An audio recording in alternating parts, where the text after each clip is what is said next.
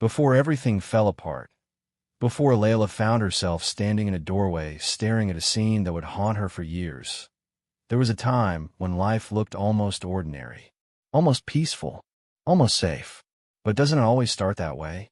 If you're listening right now, let me ask you something. Have you ever looked back at an old memory and realized it was the moment everything began to go wrong, even though it looked harmless at the time? Think about that as we begin. Because for Layla Warren, the worst day of her life didn't start with screaming or sirens or betrayal. It started with quiet, a strange, deceptive ka. This is CrimeAtlas. Thank you for joining us today. Hit the like button if you enjoy this video, subscribe, and turn on your post notifications. E.T. September 14th, 2019. Layla Warren's hands never stopped moving. Even now, folding donated clothes at the church basement, her fingers worked in mechanical rhythm, smoothing wrinkles, matching colors, stacking with precision. Around her, other volunteers chatted and laughed, but Layla stayed quiet. She always stayed quiet. She was 23 years old and had the posture of someone who'd spent a lifetime making herself smaller. Her mother used to say she walked like she was apologizing to the ground. "Layla, honey, you can go home early if you want," Pastor Diane called from across the room. "You've been here since noon." Layla shook her head, smiling that gentle, apologetic smile she wore like armor. "I'm good, Pastor. I'll finish this section." What she didn't say. Going home meant returning to the cramped apartment she shared with her mother, where the walls were thin and the fridge was half empty, and the guilt of not contributing enough sat heavy in her chest. Layla worked 2 part-time jobs, one at a daycare, one at a diner, but it never felt like enough. Her mother, Carmen, had raised her alone after Layla's father walked out when she was 4. Carmen cleaned office buildings at night, hotels in the early morning, and private homes on weekends. Layla grew up watching her mother's hands crack and bleed, watching her count coins on the kitchen table, watching her pray over bills she couldn't pay. And so Layla learned early, you carried your weight. You didn't complain. You trusted God's timing. But God's timing, Layla would later realize, doesn't account for men like Elias Rivers. October 3rd, 2019. The first time Layla saw Elias, he was leaning against the hood of a silver Audi outside the diner where she worked, laughing into his phone like the world owed him a good time. He was tall, broad-shouldered, with the kind of confidence that didn't ask for permission. It assumed yes. When he walked inside, heads turned. Layla was wiping down table 6 when he slid into the booth behind her. "Excuse me, sweetheart." His voice was warm molasses. "Can I get a menu?" She turned, menu already in hand. "Here you go." Their eyes met. His were dark brown, framed by lashes that didn't seem fair on a man. He smiled, slow, deliberate. "You work here every night?" Layla felt her cheeks heat. "Most nights." "Good to know." He winked. She walked away, heart pounding for reasons she didn't understand. Over the next 2 weeks, Elias came back. Every time, he sat in her section. Every time, he tipped generously. Every time, he asked her small, harmless questions. "Where are you from? What do you do for fun? Do you believe in fate?" Layla wasn't used to attention. She'd spent her entire life in the background. Good grades, no drama, no boyfriends, no rebellion. Boys didn't notice girls like her. But Elias? He noticed everything. "My mom wants to meet you," Elias said casually one evening, sliding his credit card across the table. Layla blinked. "We've only been talking for a month." "Exactly. She thinks I'm making you up." He grinned. "Come to dinner this Sunday. She's cooking." Layla hesitated. Her mother had warned her about men who moved too fast. But Elias didn't feel fast. He felt inevitable. "Okay," she whispered. His smile widened. "You won't regret it." The Rivers family home sat at the end of a tree-lined street in a neighborhood Layla had only seen on TV. The driveway was paved. The lawn was manicured. The front door had stained glass. Layla smoothed her dress, a modest floral print she'd borrowed from her mother, and felt suddenly, overwhelmingly out of place. Elias opened the door before she could knock. "There she is." He kissed her cheek, took her hand, and led her inside. The house smelled like roasted garlic and vanilla candles. Everything was cream-colored and spotless. In the kitchen, a woman stood stirring a pot, her back to them. "Mom," Elias called. "This is Layla." The woman turned. She was in her late 50s, elegant in a silk blouse and pearl earrings, her hair pulled into a sleek bun. Her eyes swept over Layla, taking in the borrowed dress, the nervous posture, the chipped nail polish. "Layla." Her voice was warm, but her smile didn't reach her eyes. "How lovely to finally meet you. Thank you for having me, Mrs. Rivers." "Oh, call me Patricia." She gestured to the dining table. "Sit, sit." "Elias, pour her some wine." "I don't really drink." "Just a sip," Patricia insisted. "It's celebratory." Dinner was tense beneath the politeness. Patricia asked questions that felt like tests. "What do you do? Where did you grow up? What are your plans for the future?" Layla answered carefully, aware that every word was being weighed. And then Patricia said, "Elias tells me you're very religious." Layla nodded. "Yes, ma'am. I grew up in the church." Patricia's expression softened, just slightly. "Good. Faith is important. Elias could use someone with strong values." Elias laughed. "Mom, I'm serious." Patricia turned to Layla, her gaze piercing. "My son has struggled, but I believe God sends people into our lives for a reason. Maybe yours reason." Layla felt a knot form in her stomach. She didn't know why. If you're still watching, hit that subscribe button, because what happens next is where the trap begins to close. December 19th, 2019, 11:43 p.m. Layla's phone buzzed on her nightstand. She reached for it groggily, squinting at the screen. "Elias, you up?" Her heart did that stupid flutter it always did when his name appeared. They'd been dating for 6 weeks now, and she was still getting used to the idea that someone like him wanted someone like her. "Layla, yeah, can't sleep. You okay?" "Elias, miss you. Can I come over?" Layla glanced at the clock. Her mother was asleep in the next room. Their apartment walls were paper-thin. "Layla, it's almost midnight." "Elias, just for a little bit. Promise." She hesitated. Then, "Okay, but be quiet." 20 minutes later, there was a soft knock at the door. Layla opened it to find Elias in a black hoodie, smelling like cologne and cold night air. He stepped inside, pulled her into his arms, and kissed her before she could speak. "I've been thinking about you all day," he murmured against her hair. Layla's chest tightened with something warm and terrifying. "You just saw me this morning. Not enough." He pulled back, cupping her face. "I'm serious, Layla. You're different. You're good." She didn't know what to say to that, so she just held him. They sat on her worn couch, his arm around her shoulders, talking in whispers until 2 a.m. He told her about his childhood, how his father left when he was 10, how his mother worked herself to exhaustion to keep up appearances, how he never felt like he was enough. Layla listened, heart aching. She understood that feeling. What she didn't know, Elias had 3 other girls he was texting that same night. February 4th, 2020. The first red flag came on a Tuesday. Layla was scrolling through Instagram when she saw it. A photo from a nightclub downtown.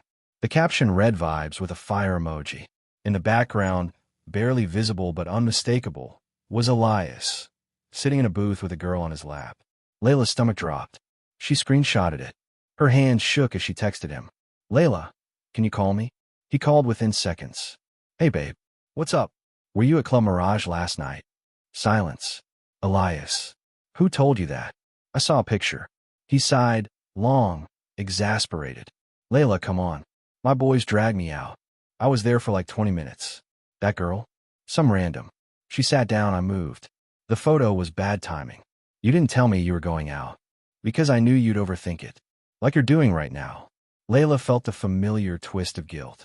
Was she overthinking? I wish you told me. I will next time. I promise." His voice softened. "You trust me, right?" "Yeah," she whispered. She shouldn't have. March 21st, 2020. The second red flag came in the form of a text from an unknown number. "Unknown, you're dating Elias Rivers, right?" Layla stared at the message, pulse quickening. "Layla, who is this?" "Unknown, someone who cares. He gave me chlamydia last year. You should get tested." Layla's vision blurred. She read the message again. And again. She called Elias immediately. Babe, slow down, what? Someone just texted me. They said you gave them an STD. Are you serious right now? His voice was sharp. That's insane. Who sent that? I don't know. The number's not saved. Layla, listen to me. That's some psycho ex trying to mess with us. I've been tested. I'm clean. This is harassment. But, do you really think I put you at risk like that? She wanted to say yes. She wanted to demand proof. But instead, she heard herself say, no. Exactly. Block the number. Don't let crazy people ruin what we have. She blocked it. She got tested 2 weeks later.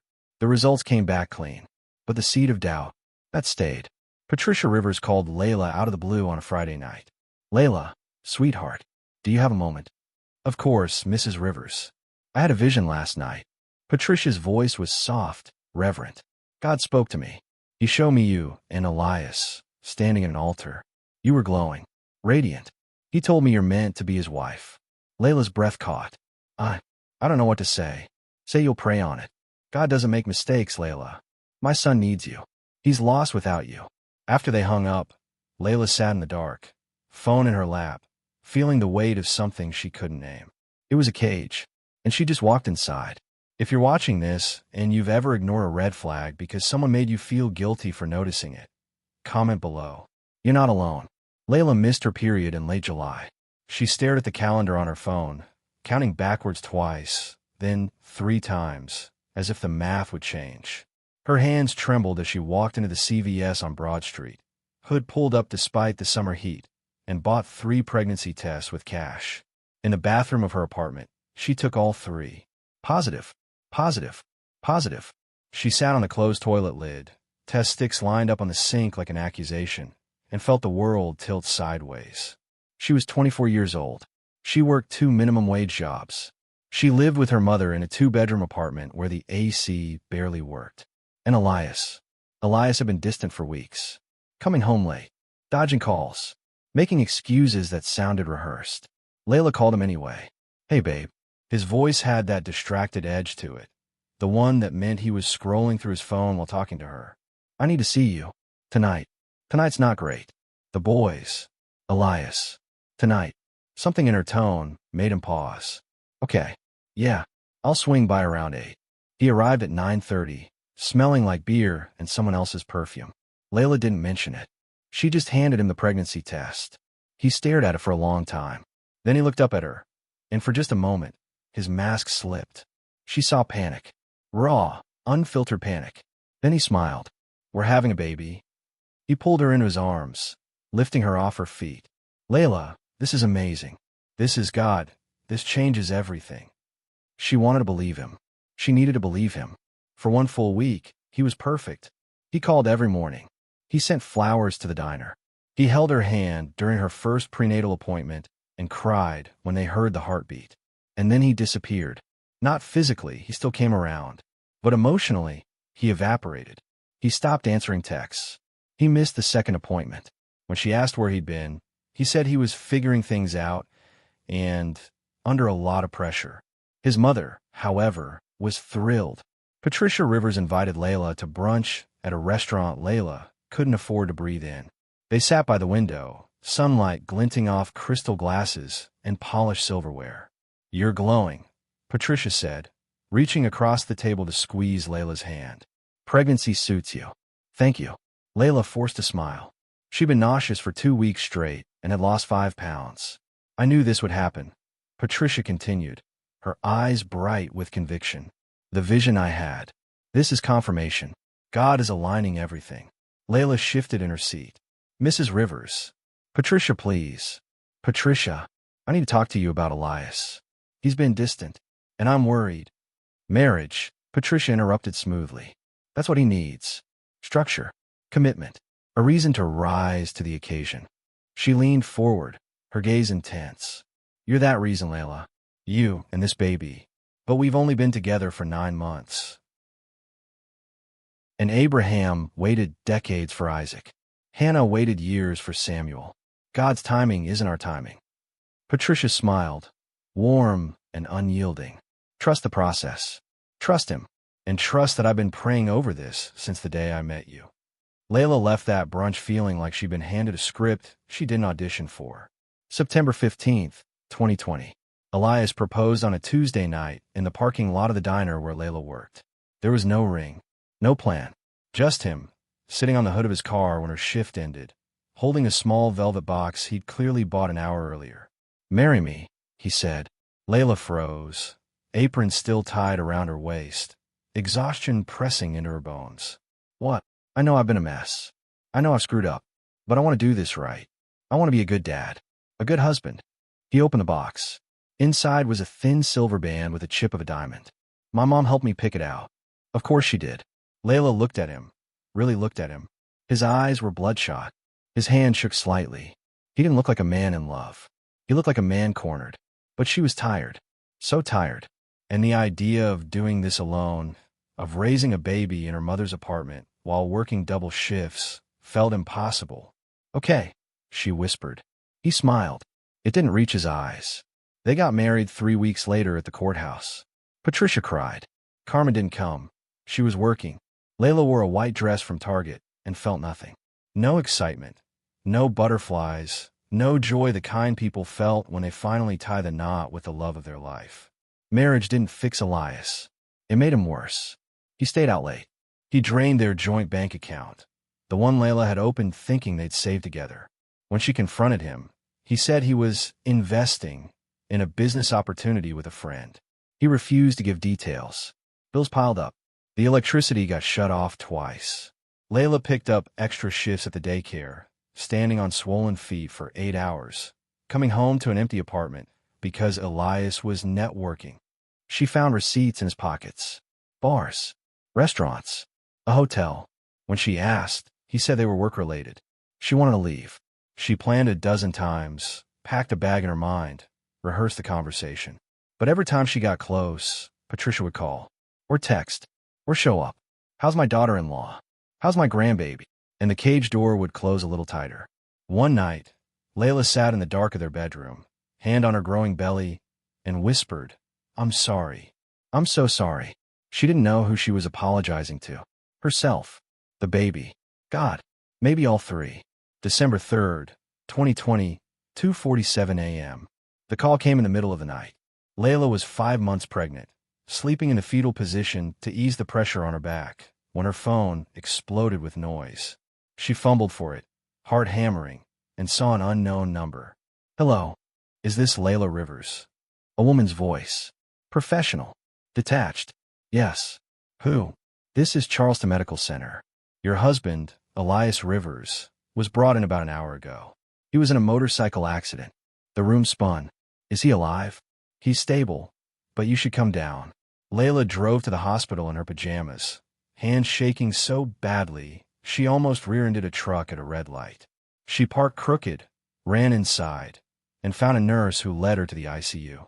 Elias was in bed 3, right leg wrapped in bandages, face scraped and bruised, tubes running from his arm. His eyes were closed. Patricia was already there, sitting in a chair by his bedside, mascara streaked down her cheeks. "They said he might not walk again," Patricia whispered. "The nerve damage. It's severe." Layla sank into the chair on the other side of the bed and took Elias's hand. It was cold. What happened? He was driving home from a friend's place. Lost control. Patricia's voice cracked. "This is my fault. I should have been praying harder."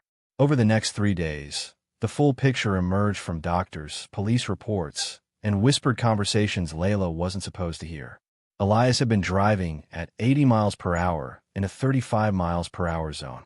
His blood alcohol level was twice the legal limit. There was no friend's place. He'd been at a bar downtown until closing. He'd run a red light, clipped another car, and crashed into a guardrail. He was lucky to be alive. And Layla, exhausted, pregnant, drowning in medical bills she couldn't pronounce, was expected to be grateful. When Elias woke up 2 days later, the first thing he did was cry. Not from pain, from fear. "I can't feel my leg," he sobbed, gripping Layla's hand. "I can't feel it. What if I never walk again? What if?" "Chill. It's okay. We'll figure it out. I'm sorry. I'm so sorry, Layla. I've been a terrible husband, a terrible person. But this," he gestured weakly at his leg, "this is my wake-up call. I swear to God, I'm going to change. I'm going to be the man you deserve. She wanted to believe him. She had to believe him. Because the alternative, that she was trapped with a man who would never change, carrying his child, drowning in his chaos, was too unbearable to accept. The surgery was scheduled for late February. The cost, $50,000. Insurance, cover fraction. The rest? That was on them. Layla sat in the hospital financial office, staring at the payment plan options, doing math that didn't work no matter how many times she tried. We can set up an installment plan, the woman behind the desk said kindly. But we'll need a down payment of at least $15,000. Layla felt the baby kick. She pressed a hand to her stomach and nodded. Okay. She didn't know where the money would come from, but she'd find it. By December 2020, Layla became a ghost in her own life. She worked the morning shift at the daycare, 6 to 2, standing on her feet, lifting toddlers, wiping noses, singing songs with a smile that felt like a mask. Then she drove across town to the diner and worked the evening shift, 3 to 11, carrying trays that got heavier every week, ignoring the pain radiating through her lower back, the swelling in her ankles, the exhaustion that lived in her bones. On her days off, she picked up catering gigs. She babysat for neighbors. She sold her laptop, her jewelry, the small TV from her old bedroom. Every dollar went into a savings account she'd opened in secret, one Elias didn't know about. By mid-January, she'd saved $8,000. By the end of February, $22,000. She stopped eating lunch. She started skipping breakfast. Dinner was whatever she could grab from the diner's kitchen before her shift ended. Fries, half a sandwich, packets of crackers. Her coworkers noticed. "Girl, you need to sit down," Marie, the head waitress, said one night. "You're 6 months pregnant. You look like you're about to pass out." "I'm fine." "You're not fine. When's the last time you ate a real meal?" Layla couldn't remember. At her prenatal appointments, the doctor frowned at her chart. "Your weight. You've lost 4 pounds since last month. That's concerning. I've been stressed. Stress can harm the baby. You need to prioritize your health." Layla nodded and didn't change a thing. Because prioritizing her health meant stopping work. And stopping work meant losing the money. And losing the money meant Elias didn't get the surgery. And if Elias didn't get the surgery, his mother would never forgive her. And Layla had spent her entire life learning that disappointing people was a sin worse than self-destruction. At home, Elias had transformed into someone unrecognizable. At first, he'd been apologetic, grateful. He'd thanked her every time she brought him food, adjusted his pillow, helped him to the bathroom. But as the weeks passed and the reality of his immobility set in, the gratitude curdled into resentment. "Where were you?" He snapped one evening when she got home at midnight. "Work, where I always am. You could have texted." "My phone died." "Convenient." She stared at him, too tired to fight. "What do you want from me, Elias?" "I want my wife to act like she cares. I'm working 16-hour days to pay for your surgery." "I didn't ask you to do that." "Yes, you did. You asked the moment you crashed your motorcycle drunk at 2 in the morning." He looked away, jaw tight. "Get out." She did. She slept on the couch that night, hand on her belly, tears sliding silently into the cushions. March 10th, 2021. Patricia started coming by the apartment every few days, armed with casseroles Layla didn't eat and advice she didn't ask for. "You're looking thin, sweetheart." "I'm fine." "Are you eating enough?" "You need to take care of yourself." "For the baby." Layla wanted to scream. Instead, she smiled. "I'm doing my best." Patricia sat down on the couch, folding her hands in her lap. "I know this is hard, but God is testing you. He's refining you. And when you come out the other side, you'll be stronger." Layla nodded, numb. "Elias told me you've been distant." "I've been working." "I know, and that's admirable. But marriage requires presence. Emotional intimacy. He needs you, Layla." "I need sleep." Patricia's smile tightened. "We all make sacrifices. That's what love is." After she left, Layla sat in the bathroom and sobbed so hard she thought she'd throw up. By early April, Layla had saved $47,000. She was 7.5 months pregnant. Her body was failing. She'd started having Braxton Hicks contractions at work. Sharp, breathtaking pains that doubled her over behind the counter. Her blood pressure was climbing. The doctor had warned her that if it got any higher, they'd have to induce early. But the surgery was scheduled for April 20th. She just had to make it 3 more weeks. 3 more weeks, and Elias would be fixed. 3 more weeks, and everything would go back to normal. 3 more weeks, and the nightmare would be over. She told herself this every morning. She almost believed it. Then came April 9th. Layla left work early. Her manager insisted after she nearly fainted restocking shelves, and drove home, exhausted down to her marrow. She parked in front of the apartment, grabbed her purse, and noticed Elias's wheelchair was by the door. Strange. He usually kept it inside. She unlocked the door and stepped into the apartment, and froze. The smell hit her first. Alcohol. Sharp and stale, soaked into the air like a stain. Then she saw the bottles. Vodka. Whiskey. Beer cans scattered across the coffee table like trash. And then she saw the woman. She was sitting on the couch in a black lace bralette and underwear, legs crossed, scrolling through her phone like she belonged there. Her hair was blonde. Her nails were red. She looked up when Layla walked in, expression bored. "Oh, you're home early." Layla's brain couldn't process it. Her eyes moved to Elias, who was sitting in his wheelchair next to the couch, shirtless, a drink in his hand. He didn't look surprised. He didn't look guilty. He looked annoyed. Layla. She didn't let him finish. She turned and walked out. Her hand was shaking so hard she couldn't get the key in the car door. She dropped it, picked it up, dropped it again. Behind her, she heard Elias shouting her name. She didn't turn around. She got in the car, started the engine, and drove. She didn't know where she was going. She just drove. And somewhere between the apartment and the highway, something inside her, something she didn't know she'd been holding together, shattered. If you're still watching, comment below. Would you have stayed as long as she did? Or would you have walked away? April 9th, 2021. Layla drove until her gas light came on. She ended up in a Walmart parking lot 20 miles outside Charleston, hands still gripping the steering wheel, staring at nothing. The sun had set. The lot was half empty. A shopping cart rolled past her window, pushed by the wind. She couldn't cry. The tears wouldn't come. There was just a hollow ringing in her ears, like the aftermath of an explosion. Her phone had been buzzing nonstop. 17 missed calls from Elias. If you're still here, let us know where you're watching from in the comment section. Thank you for staying. Your support means a lot. Please subscribe, comment, and share. I hope you're enjoying the story. 9 from Patricia, 3 from numbers she didn't recognize. She turned it off and sat in the dark. At some point, a security guard tapped on her window. She rolled it down. "You all right, ma'am?" She nodded, though she wasn't sure it was true. "You can't stay here all night. Company policy." "Okay." She drove to her mother's apartment. It was nearly midnight when she knocked. Carmen opened the door in a robe, reading glasses perched on her nose, concern flooding her face the moment she saw her daughter. "Layla, what happened? Is the baby?" "I'm fine." Layla's voice sounded far away, like it belonged to someone else.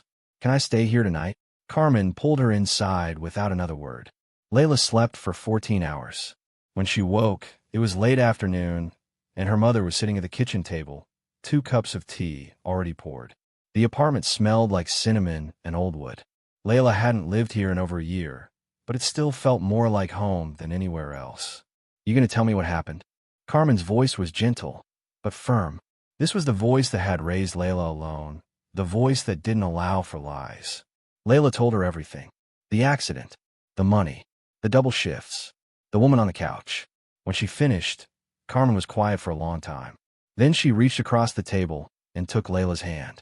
"Baby, you know I love you, and you know I raised you to honor your commitments. But sometimes," she paused, choosing her words carefully, "sometimes honoring yourself is more important." His mother said, "I don't care what Patricia said. That woman's been enabling that boy since he was born. She's not looking out for you. She's looking out for him. But the baby will be better off with a mother who's alive and sane than one who's worked herself into the ground for a man who doesn't deserve it." Layla felt something crack open inside her chest. "I don't know how to leave." "You don't have to know. You just have to start." Layla turned her phone back on that evening. 43 missed calls. 28 text messages. Most were from Elias. "Elias. Layla, please come home." "Elias. It's not what it looked like." "Elias. She's just a friend, I swear." "Elias. You're overreacting." "Elias. My mom is worried about you." "Elias. Answer your phone." "Elias. Don't do this to me." "Elias. I need you." Patricia's messages were worse. Patricia, Elias told me what happened. I think there's been a misunderstanding. Patricia, he's devastated, Layla. You walking out like that was cruel. Patricia, marriage means working through hard moments, not running from them. Patricia, call me. Let's talk this through like adults. Patricia, you're carrying my grandchild. You owe us a conversation. Layla blocked both numbers. Then she opened her banking app. The secret account, the one she'd been funneling every spare dollar into, had a balance of $47,450. She stared at the number for a long time. That money was supposed to save Elias. It was supposed to fix everything. But standing in her mother's kitchen, belly swollen with a baby she hadn't planned, exhaustion pressed into every cell of her body. Layla realized something she should have understood months ago. There was no amount of money that could fix Elias Rivers. The next morning, Layla woke with a plan. She drove to the hospital where Elias's surgery was scheduled and asked to speak with the financial coordinator. The woman, mid-50s, kind eyes, name tag that read Brenda, pulled up Elias's file and frowned. It says here the surgery is in 10 days. We still need the $15,000 deposit. I'm his wife. I've been saving for it. Okay, do you want to make the payment now? Layla hesitated. The word sat heavy on her tongue. I need to know. If I don't pay, what happens? Brenda's expression softened. She'd clearly had this conversation before. The surgery gets postponed until payment arrangements are made. We can work out a longer-term plan, but it would push the date back. Maybe a few months. And he'll be okay? Medically, he's stable. The surgery isn't life-threatening. It's for mobility restoration. So yes, he'd be fine. Just still in a wheelchair. Layla nodded slowly. Thank you. She walked out of the hospital without making the payment. That afternoon, she went to a walk-in clinic and asked for a full workup. The nurse took her blood pressure 3 times, frown deepening each time. 160 over 110. That's dangerously high, especially for someone in your 3rd trimester. I've been stressed. Stress doesn't cover this. When's the last time you had a full meal? A full night's sleep? Layla couldn't remember.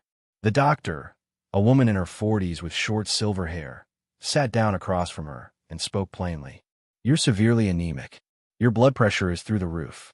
You're malnourished.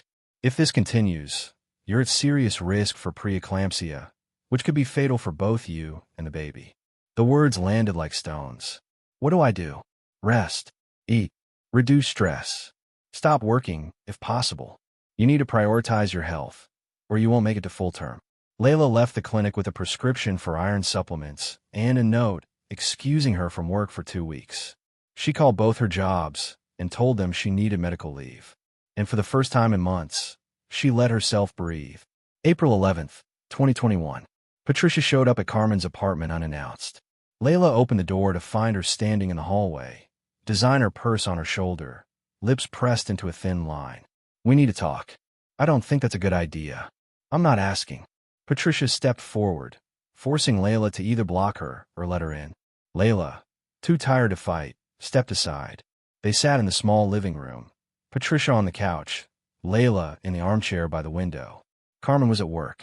It was just the two of them. You embarrassed my son, Patricia began, voice tight with controlled anger. Walking out like that, ignoring his calls. Do you have any idea how that made him feel? Do you have any idea how I felt walking into my apartment and seeing another woman half naked on my couch? Patricia waved a hand dismissively. That was nothing. A misunderstanding. Elias told me she was a friend from rehab. Rehab? Patricia faltered. He's been going to group therapy. For his accident trauma. She was there for support. In her underwear. You're twisting things. No. Layla's voice was steady, colder than she'd ever heard it.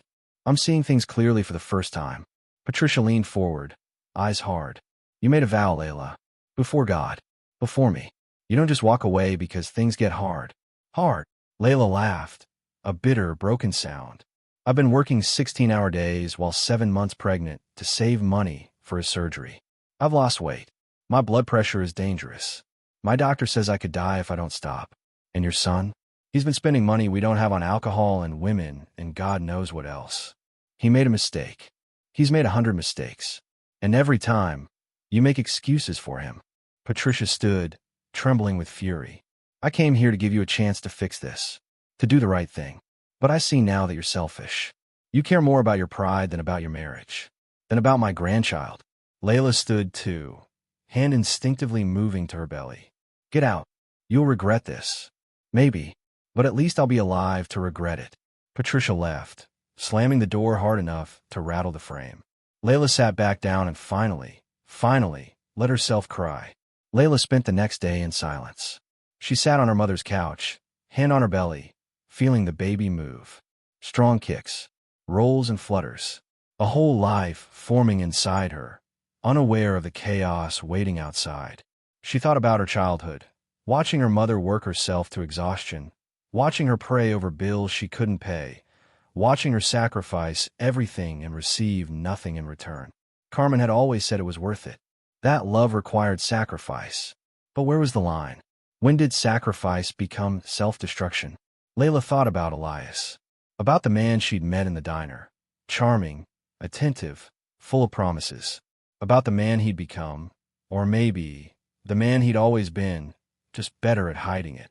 She thought about Patricia's voice. "You made a vow." And she thought about the doctor's voice. "You could die." In the end, the choice was simpler than she'd expected. She opened her laptop and Googled divorce lawyers, Charleston, South Carolina. She made an appointment for the following week. And then she did something she hadn't done in months. She ordered a meal. A real meal. Grilled chicken, vegetables, rice, a side salad. She ate every bite. The baby kicked again, as if in approval. Layla smiled. Small, fragile, but real. "We're going to be okay," she whispered.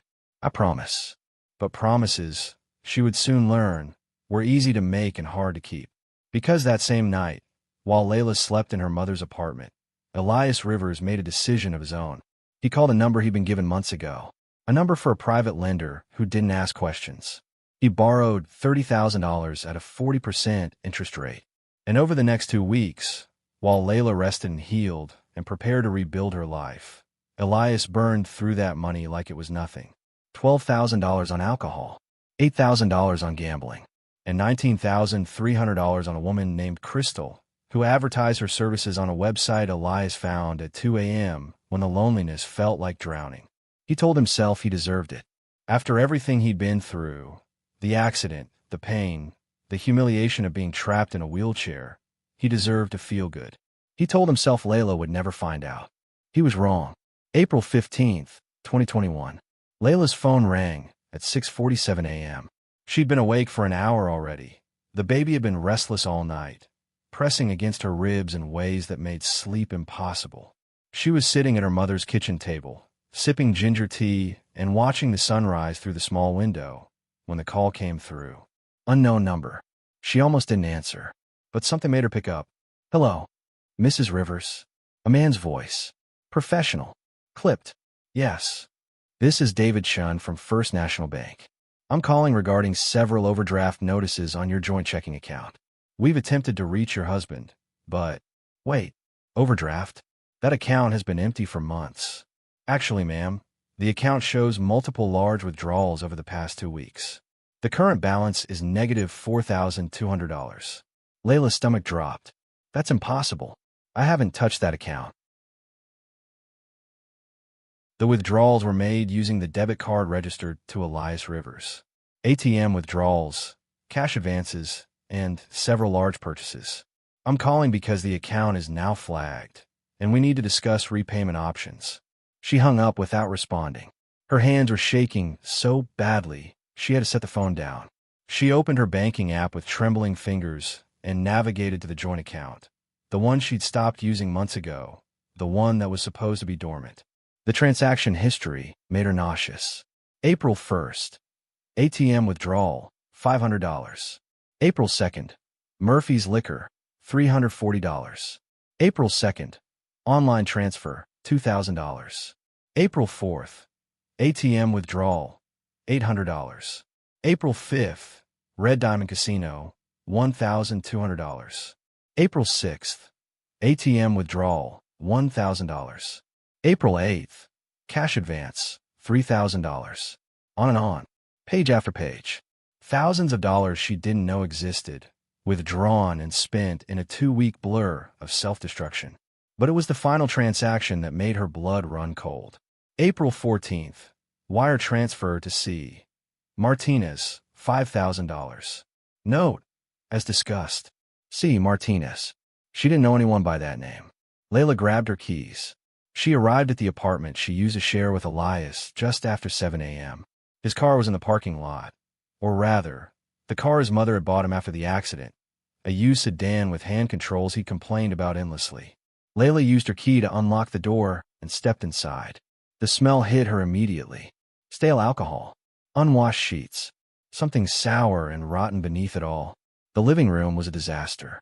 Empty bottles everywhere, vodka, whiskey, cheap beer, pizza boxes stacked on a coffee table, ashtrays overflowing with cigarette butts, though Elias had never smoked before. And on the couch, passed out, mouth open, was her husband. He looked terrible. His hair was greasy. His face was pale and bloated. He'd gained weight, strange, considering his immobility, and his clothes were stained. Layla stood over him, hand pressed her belly where the baby was kicking furiously, and felt something shift inside her.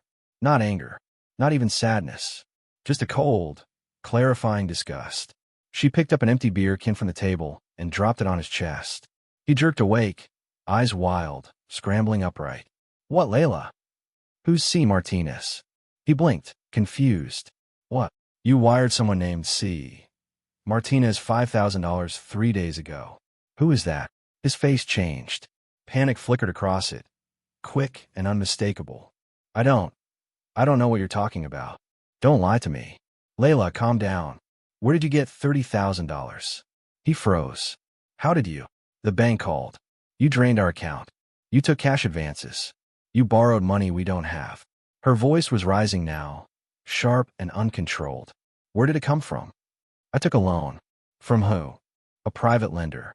It's not a big deal. Not a big deal. Elias, we can't pay that back. I'll figure it out. With what money? You don't work. You can't work. I've been killing myself trying to save for your surgery. And you? She stopped, breath catching.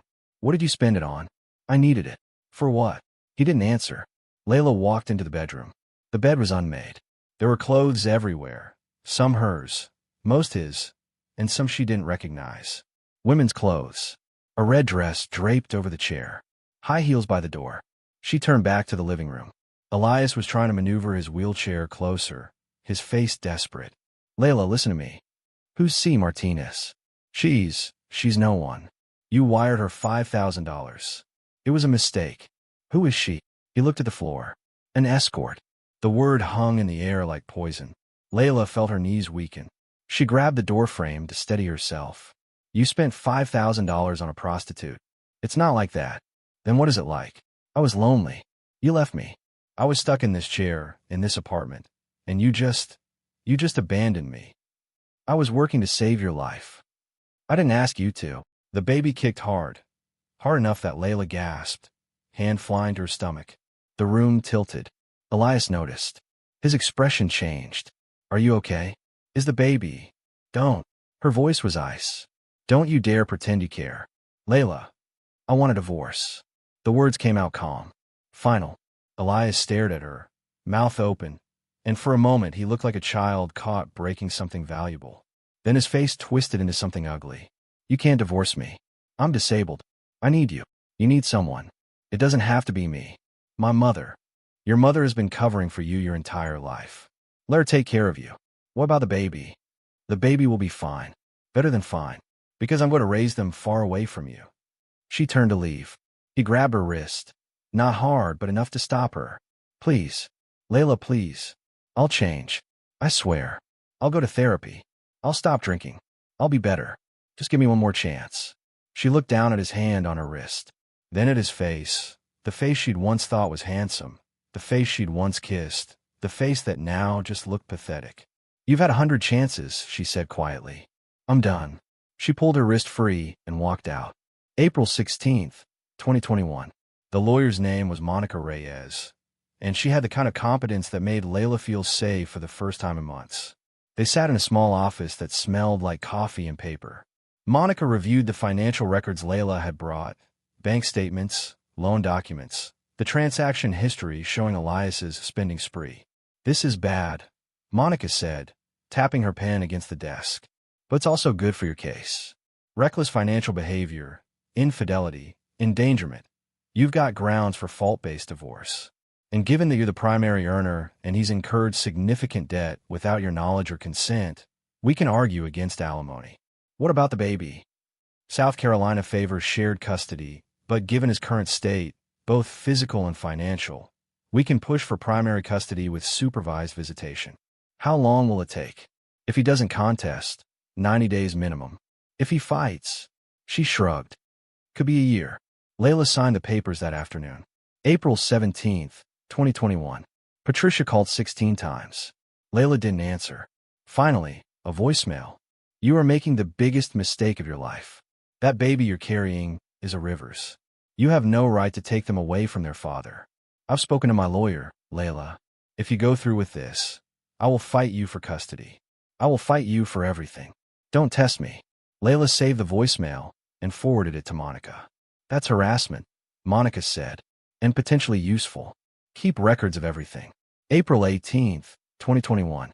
Layla went to her last scheduled prenatal appointment. She was 36 weeks now.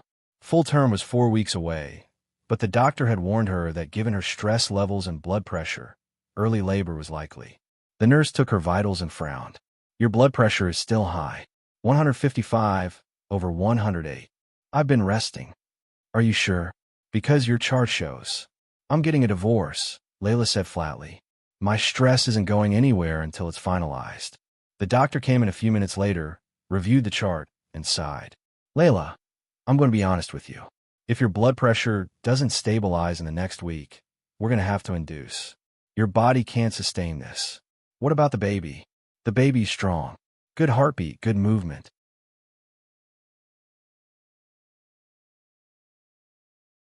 But you're at risk for preeclampsia, and if that progresses to eclampsia, you could seize. We'd be looking at an emergency C-section. Layla nodded, numb to the fear. She'd spent so long being afraid that it had calcified into something cold and permanent. Do what you have to do, she said. That night, lying in her mother's bed, Carmen had insisted Layla take the bedroom while she slept on the couch. Layla felt the baby move. She pressed her hand to her belly and whispered, I'm sorry this is such a mess. I'm sorry your dad is what he is. But I promise you, I'm going to do better. I'm going to be better. The baby kicked in response. Layla closed her eyes and tried to sleep. She didn't know that 2 miles away, Elias was sitting in his wheelchair, staring at his phone, scrolling through Crystal Martinez's profile. She didn't know he'd just sent her another message. Can you come over tomorrow? I'll pay double. She didn't know the trap was still closing. Layla woke at 5:30 a.m. to a text from her lawyer. Monica, Elias was served the divorce papers this morning. Expect a reaction. She sat up in bed, heart pounding. The baby shifted inside her, a slow roll that pressed against her ribs. The reaction came faster than expected. By 6:15 a.m., Patricia was calling. Layla sent it to voicemail. By 6:47 a.m., Elias was calling from 3 different numbers. She blocked them all. By 7:30 a.m., there was a knock at her mother's door. Carmen answered it. Layla heard raised voices from the bedroom. You need to leave, her mother said firmly. I need to talk to my wife. Elias's voice, slurred and desperate. She's not your wife anymore. Not in any way that matters. She's carrying my child. And you spent $30,000 on alcohol and prostitutes while she nearly killed herself trying to save you. You don't get to play the victim here. Let me talk to her. No. Carmen, please. Get off my property before I call the police. Silence. Then the sound of wheels on concrete, his wheelchair retreating. Layla stayed in the bedroom, hand pressed to her mouth, trying not to cry. By mid-morning, the nausea had started. At first, Layla thought it was stress. But then came the headache, sharp, pounding, right behind her eyes. Then the spots in her vision. Then the tightness in her chest. Carmen took one look at her and grabbed her keys. We're going to the hospital. I'm fine. You're gray, baby. Let's go. They arrived at Charleston Medical Center at 11:20 a.m. The triage nurse took Layla's blood pressure and immediately called for a doctor. 170/115. We need to get her into a room now. Everything moved fast after that. Wheelchair, monitors, IVs. A doctor with a calm, serious face explaining words Layla's brain couldn't process. Preeclampsia, severe range, risk of seizure, emergency induction. We need to deliver the baby today, the doctor said. Today. Layla's voice sounded small. But I'm only 36 weeks. The baby's developed enough. And if we wait, you're at risk for stroke or organ failure. We can't wait. Carmen held Layla's hand, tears streaming down her face. It's okay, baby. You're going to be okay. But Layla wasn't sure that was true. They started the induction at 1 p.m. Pitocin drip, monitors strapped to her belly. Contractions that started slow and built into waves of pain that took her breath away. Carmen stayed by her side, wiping her forehead with a cool cloth, whispering prayers under her breath. Layla's phone buzzed on the bedside table. She glanced at it during a break between contractions. Unknown. I heard you're in the hospital. Are you okay? Unknown. Layla, please answer me. Unknown. I'm sorry for everything. I love you. Elias. Calling from yet another number. She turned the phone off. By 4 p.m., the pain was unbearable. Layla asked for an epidural. The anesthesiologist came, administered it, and the relief was so immediate and profound that Layla almost cried.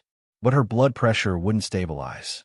It kept climbing, 180 over 120, then 190 over 125. The doctor came back, expression grim. We're going to have to do a C-section. Your body's not responding to the medication, and we can't risk waiting for a vaginal delivery. Is the baby okay? The baby's fine. Strong heartbeat. But we need to get them out now. Layla nodded, too exhausted to argue. They wheeled her into the operating room at 5:47 p.m. The lights were too bright. Everything was cold. Someone was talking to her, but the words sounded like they were underwater. She felt pressure, deep, strange pressure, but no pain. And then, at 6:13 p.m., she heard it. A cry, small and furious and alive. It's a girl, someone said. Layla's vision blurred with tears. Is she okay? She's perfect. 5 pounds, 3 ounces. A little small but healthy. They held the baby up for just a moment. A tiny, red-faced thing with a full head of dark hair. And Layla felt something crack open inside her chest. Love. Immediate and overwhelming and terrifying. Hi, she whispered. Hi, baby. And then the world went dark. Layla woke up in a recovery room she didn't remember being moved to. The lights were dim. There was a beeping sound, steady, rhythmic. Her mouth was dry. Mom. Her voice came out raspy. Carmen appeared beside her, eyes red from crying. I'm here, baby. I'm here. Where's the baby? She's in the NICU. They're monitoring her because she's a little early, but she's doing great. Strong lungs. The nurses said she's a fighter. Layla tried to sit up, but pain shot through her abdomen. She gasped. Don't move, Carmen said gently, pressing her back down. You just had major surgery. You need to rest. I want to see her. You will, as soon as you're stable. How long was I out?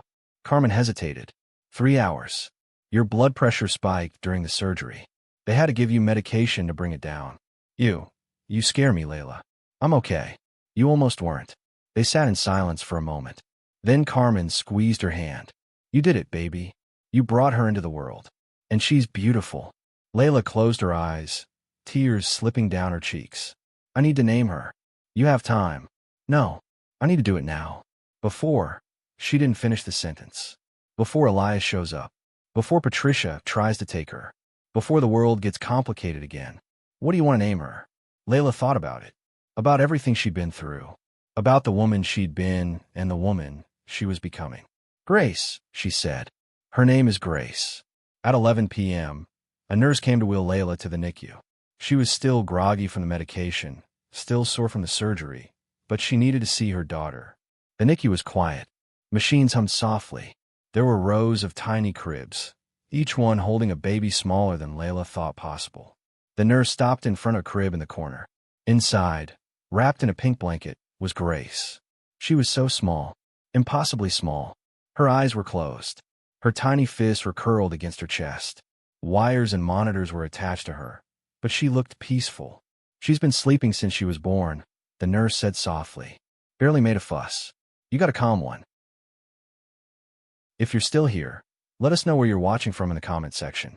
Thank you for staying. Your support means a lot. Please subscribe, comment, and share. I hope you're enjoying the story.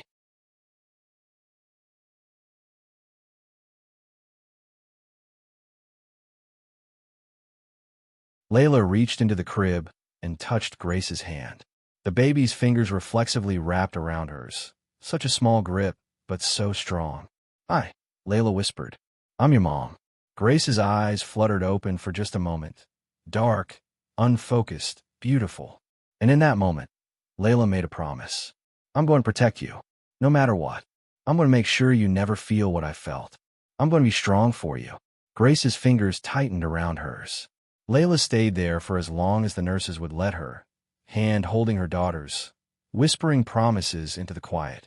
She didn't know that while she was in the NICU, Elias was sitting in his apartment, staring at his phone, waiting for Crystal Martinez to arrive. She didn't know he'd spent another $2,000 that day, money he'd borrowed from a loan shark with connections he shouldn't have had. She didn't know the debt was piling up. She didn't know the trap was about to snap shut in a way she couldn't have predicted. But she would find out soon enough.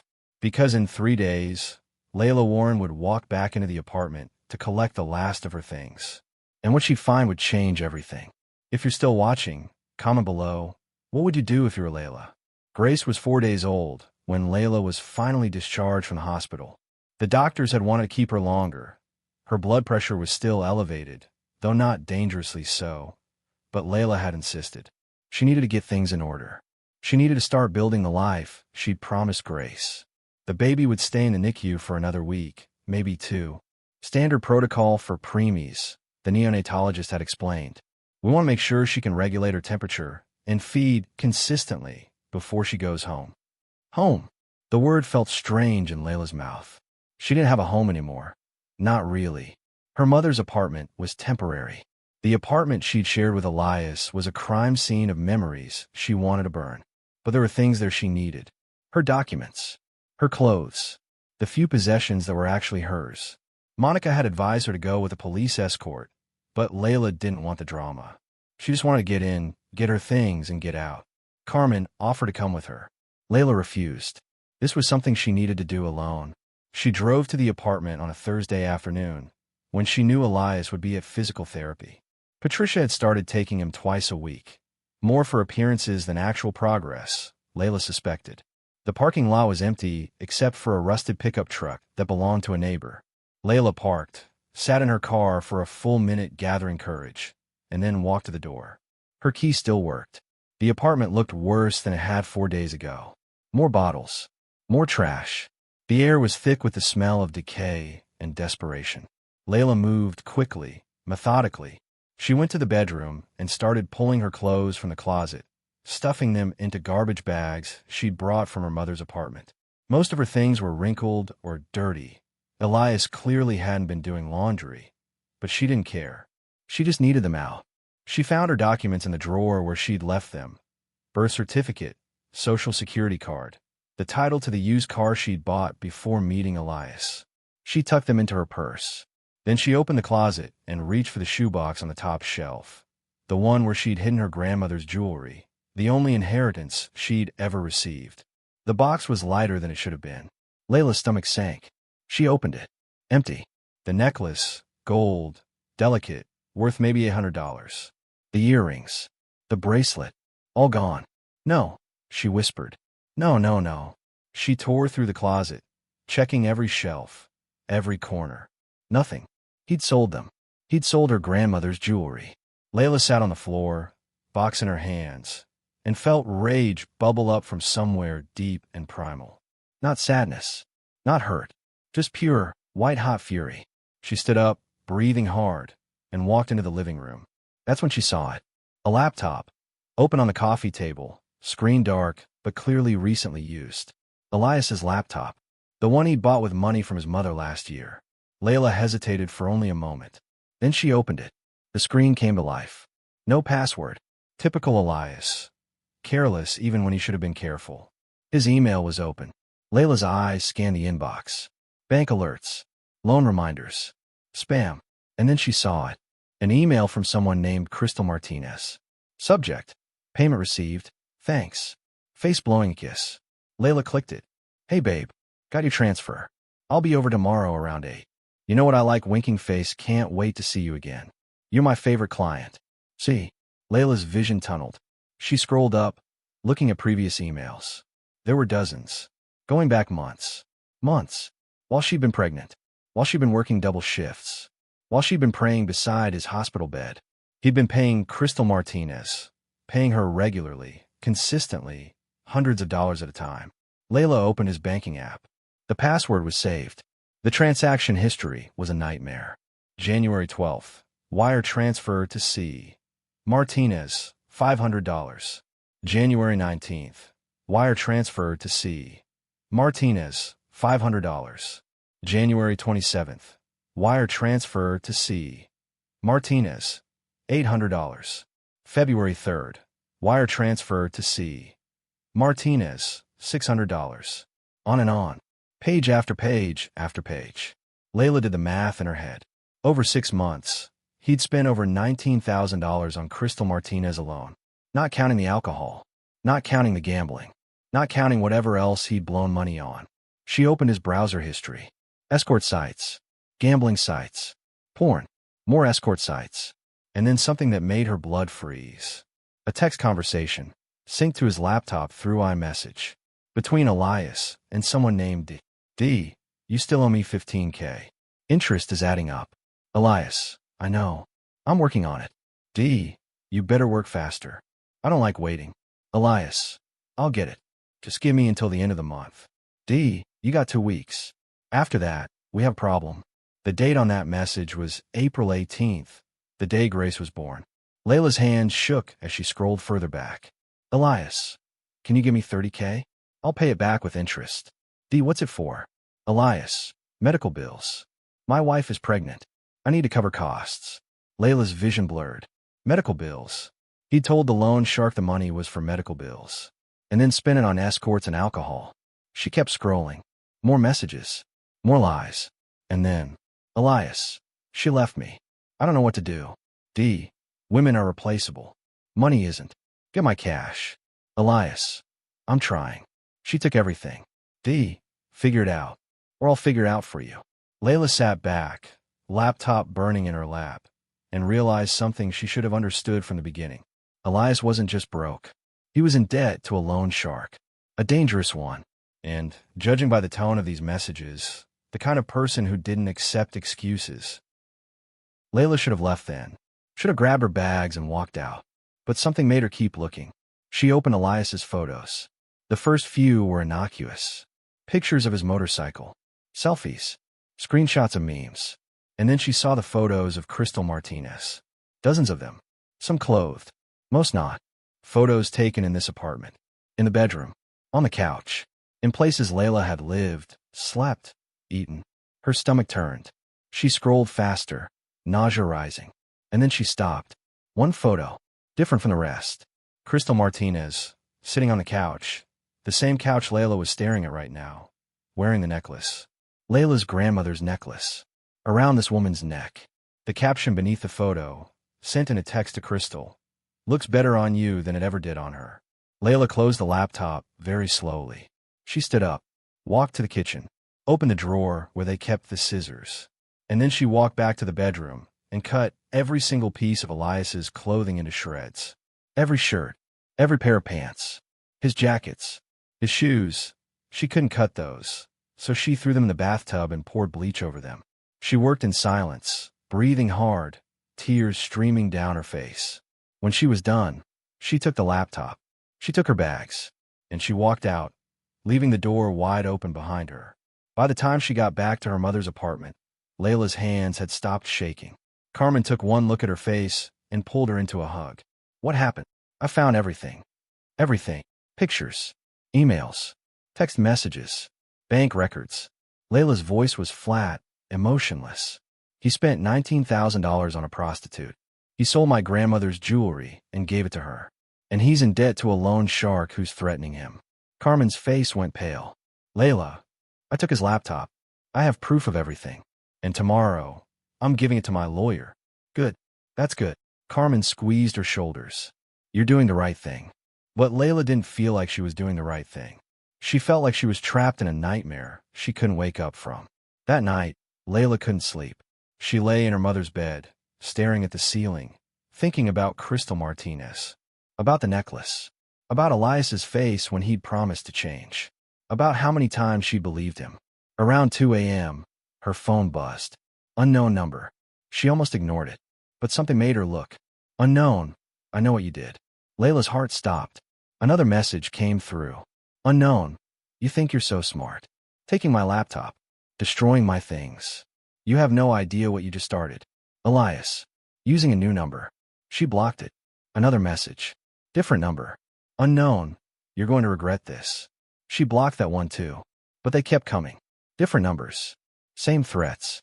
Unknown, you can't hide from me. Unknown, I'll find you. Unknown, you took everything from me. Layla turned off her phone, pulled the blanket over her head, and tried to breathe. April 23rd, 2021. The next morning, Layla went to Monica's office with a laptop. Monica opened it, started reading, and her expression darkened with every page. This is... Jesus, Layla. This is bad. I know. No, I mean this is really bad. He's in debt to someone who sounds extremely dangerous. And if he can't pay... She looked up. You need to be careful. I'm staying with my mother. He doesn't know where she lives. He can find out. People like this. Monica gestured at the screen, at the messages from D. They have resources. If Elias tells them you have money. I don't have money. I have $47,000 I saved for his surgery. And I'm not giving him a cent of it. Monica leaned back in her chair, thinking, okay, here's what we're going to do. I'm going to file an emergency custody order citing these messages as evidence of erratic and potentially dangerous behavior. We'll argue that he's unfit for even supervised visitation until he completes a psychiatric evaluation. Will that work? It should. This is pretty damning evidence. Good. Monica printed everything. Made copies. Filed the paperwork that afternoon. By 5 p.m., Elias had been served with the emergency custody order. By 6 p.m., Layla's phone was blowing up again. This time, the messages weren't from Elias. They were from Patricia. Patricia, how dare you? Patricia, you've taken his child. You've destroyed his property. You've humiliated him. Patricia, you will pay for this, Layla. I will make sure you pay. Layla forwarded the messages to Monica and blocked Patricia's number. But the sense of dread that had been building in her chest wouldn't go away. Something bad was coming. She could feel it. April 24th, 2021. Layla went to visit Grace in the NICU every day. The baby was thriving, gaining weight, feeding well. The doctor said she'd probably be discharged by the end of the week. Layla sat beside the crib, holding Grace's tiny hand, and whispered promises. We're going to be okay. I'm going to keep you safe, no matter what. Grace's fingers wrapped around hers, strong and sure. A nurse came by with a smile. She's doing great. You should be proud. I am. You've been here every day. That's dedication. Layla smiled, though it didn't quite reach her eyes. She's all I have. The nurse's expression softened. You're a good mom. Layla wasn't sure that was true, but she wanted to be. That evening, as Layla was leaving the hospital, her phone rang. Unknown number. She almost didn't answer, but something made her pick up. Hello. Heavy breathing. Then a voice. Male, deep, unfamiliar. You Elias Rivers' wife. Layla's blood went cold. Who is this? You know who this is. Your husband owes me money. A lot of money. And he says you took it. I don't have his money. That's not what he told me. He's lying. He spent everything on. I don't care what he spent it on. I care about getting paid. You got two choices. Give me what I'm owed, or there's going to be a problem. I don't owe you anything. Your husband does. And that makes it your problem too. We're getting divorced. Doesn't matter. Debt doesn't disappear because you signed some papers. You got 1 week to come up with $15,000. After that, he paused. Well, let's just say you don't want to find out what happens after that. The line went dead. Layla stood in the hospital parking lot. Phone pressed to her ear, heart hammering so hard she thought she might pass out. She got in her car, locked the doors, and called Monica. We need to file a police report, Monica said immediately. That's harassment. That's a threat. What if he comes after me? Or Grace? Then we get a restraining order against both Elias and anyone associated with him. Will that actually stop them? Monica was quiet for a moment. I don't know, but it's all we can do right now.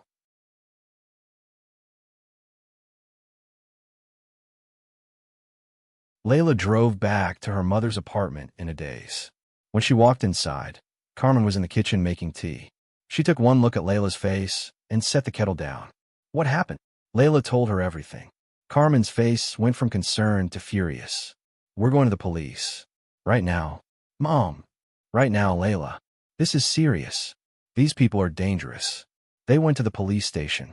Filed a report. The officer who took the statement was kind, but not particularly reassuring. We'll look into it. But unless there's an actual crime committed, there's not much we can do about threats. He called my daughter, and we'll document it. But we need more than a phone call to press charges. Layla left the station feeling more helpless than when she'd arrived. That night, she couldn't sleep again. She lay in bed, thinking about Elias, about the loan shark, about Crystal Martinez and the necklace, and the $47,000 sitting in her secret account. Money she'd nearly killed herself to save. Money that was supposed to fix everything. Money that now felt like a target on her back. Around 3 a.m., Layla made a decision. She wasn't going to give them the money, but she wasn't going to keep it either. Tomorrow, she'd open a trust fund for Grace. Put every cent into an account that couldn't be touched until Grace turned 18. Let Elias and his loan shark and Patricia and everyone else try to take it. They couldn't. It would be untouchable. And maybe, just maybe, Grace would have something good come out of this nightmare. Layla closed her eyes and finally fell asleep. She didn't know that while she slept, Elias was making a decision of his own. A desperate, reckless decision. One that would set in motion a chain of events that would end with Layla fighting for her life. April 25th, 2021. Elias Rivers sat in his wheelchair, staring at his phone, reading the same text message for the 15th time. D, you got 5 days. Don't make me come looking for you. His hands were shaking. He'd been drinking since noon. Vodka, straight from the bottle.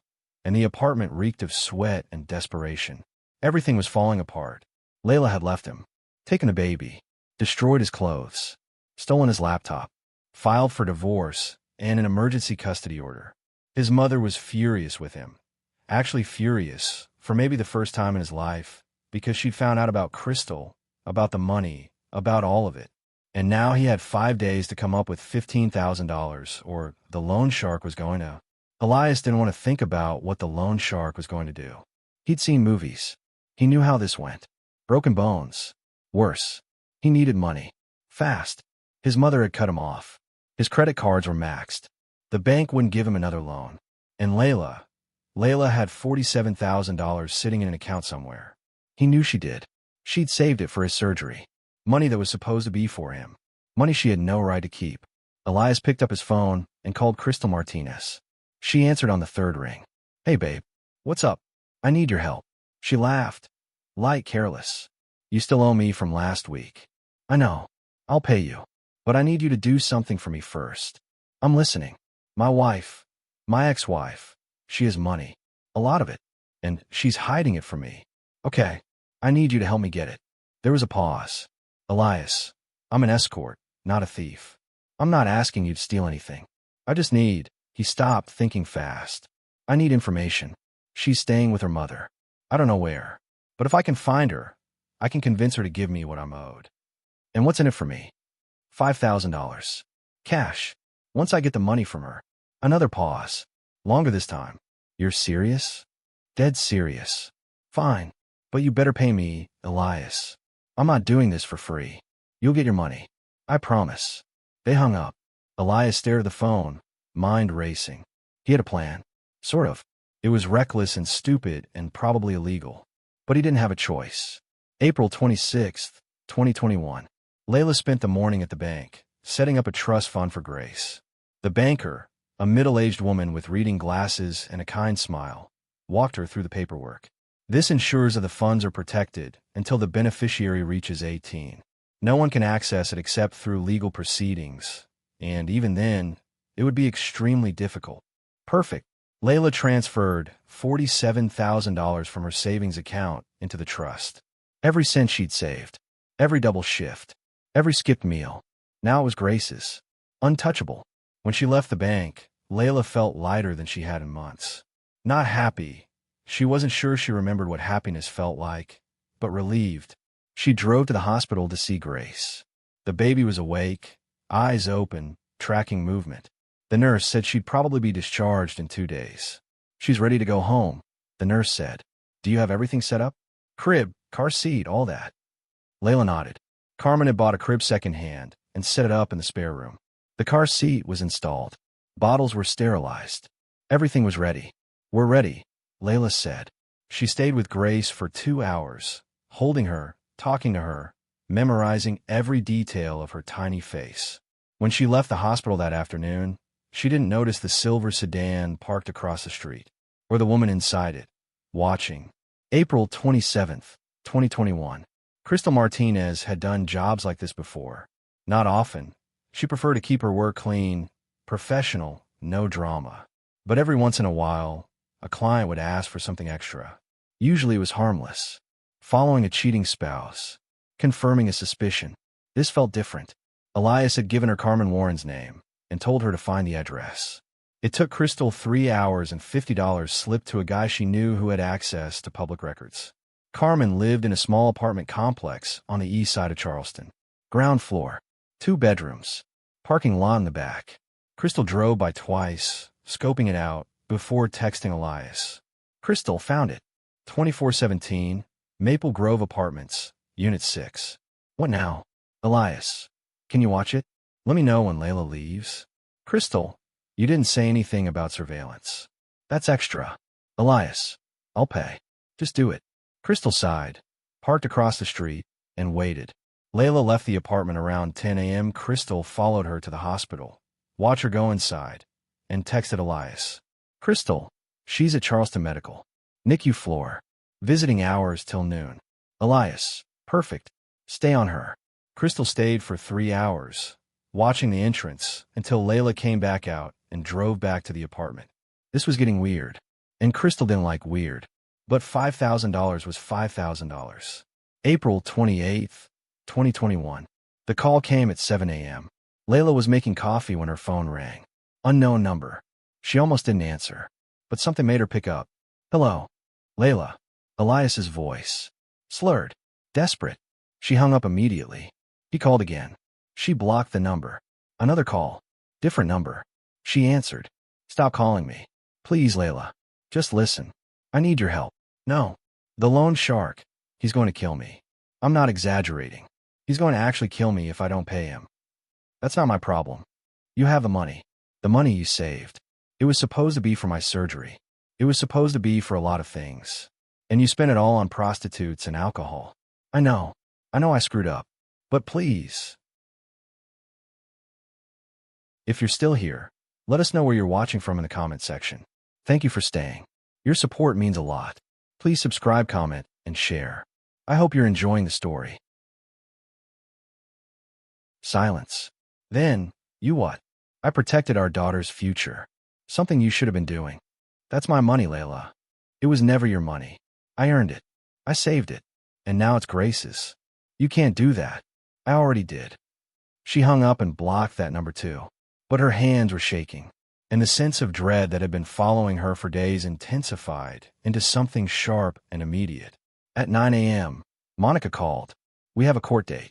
2 weeks from now. The judge will review the custody arrangement and make a ruling. What are the chances he gets any custody? Given the evidence? Slim. But judges can be unpredictable. We'll present everything. The financial records, the threats, the messages from the loan shark. It should be enough. Should be. Layla, I can't promise you anything, but we have a strong case. After they hung up, Layla sat on the couch, staring at nothing. 2 weeks. She just had to make it 2 weeks. That afternoon, Layla went to the hospital for what she hoped would be one of the last visits before Grace came home. The doctors did a final evaluation and declared Grace healthy enough for discharge. You can take her home tomorrow, the neonatologist said. We'll give you instructions for feeding, sleeping, warning signs to watch for. But she's strong. She's going to be just fine. Tomorrow. Layla would have her daughter home tomorrow. She held Grace close, breathing in that newborn smell, sweet and clean and perfect.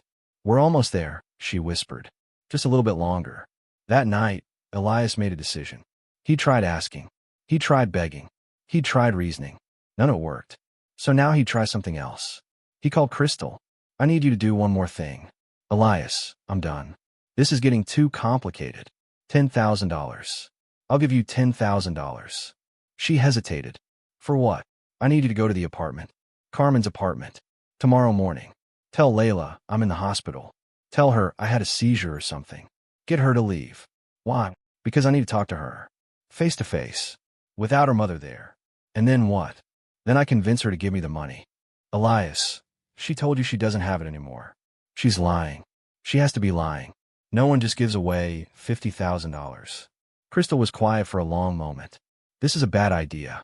It's the only idea I have left. Fine. But you pay me half up front. $5,000. Cash. Tonight. I don't have it tonight. Then we're done. Elias closed his eyes. Okay. I'll get it. Give me 2 hours. He hung up and made a call he knew he'd regret. Dee answered on the first ring. I need an advance, Elias said. $5,000. I'll pay you back next week. With interest. You're already in the hole for 15. Now you want to add 5 more. I have a plan. I just need a few more days. Your plans haven't worked out so well. This one will. I swear. If it doesn't, you're done. You understand me? Done. I understand. The money was in Elias's account an hour later. He withdrew it, met Crystal at a gas station, and handed over the cash. Tomorrow morning, he said. 10 a.m. Crystal took the money and walked away without another word. Elias went back to his apartment and stared at the ceiling. This was it. His last chance. Tomorrow, he'd get the money. He'd pay off the loan shark. He'd fix everything. He had to. Because the alternative, the reality that he'd destroyed his entire life, and there was no coming back from it, was too unbearable to accept. Chapter 11. The Confrontation. Charleston, South Carolina. April 29th, 2021. 10 a.m. The knock on the door came exactly when Crystal said it would. Layla was feeding Grace. They brought her home early that morning, and the apartment was filled with the quiet chaos of new motherhood. When she heard it, Carmen was at work. It was just Layla and the baby. She set Grace down in the bassinet carefully and walked to the door, checking the peephole. A woman. Blonde. Unfamiliar. Layla opened the door with the chain still attached. Can I help you? Are you Layla Rivers? Who's asking? My name is Angela. I'm a nurse at Charleston Medical. The woman held up a hospital ID badge, too quick for Layla to read, but it looked official. Your husband was brought in about an hour ago. He's asking for you. Layla's stomach dropped. What happened? He had some kind of seizure. We're running tests now, but he's stable. He keeps saying he needs to talk to you. Said it's urgent. Every instinct in Layla's body screamed that this was wrong. But the fear that maybe Elias really was hurt, that maybe she'd regret not going, overrode everything else. I have my baby here.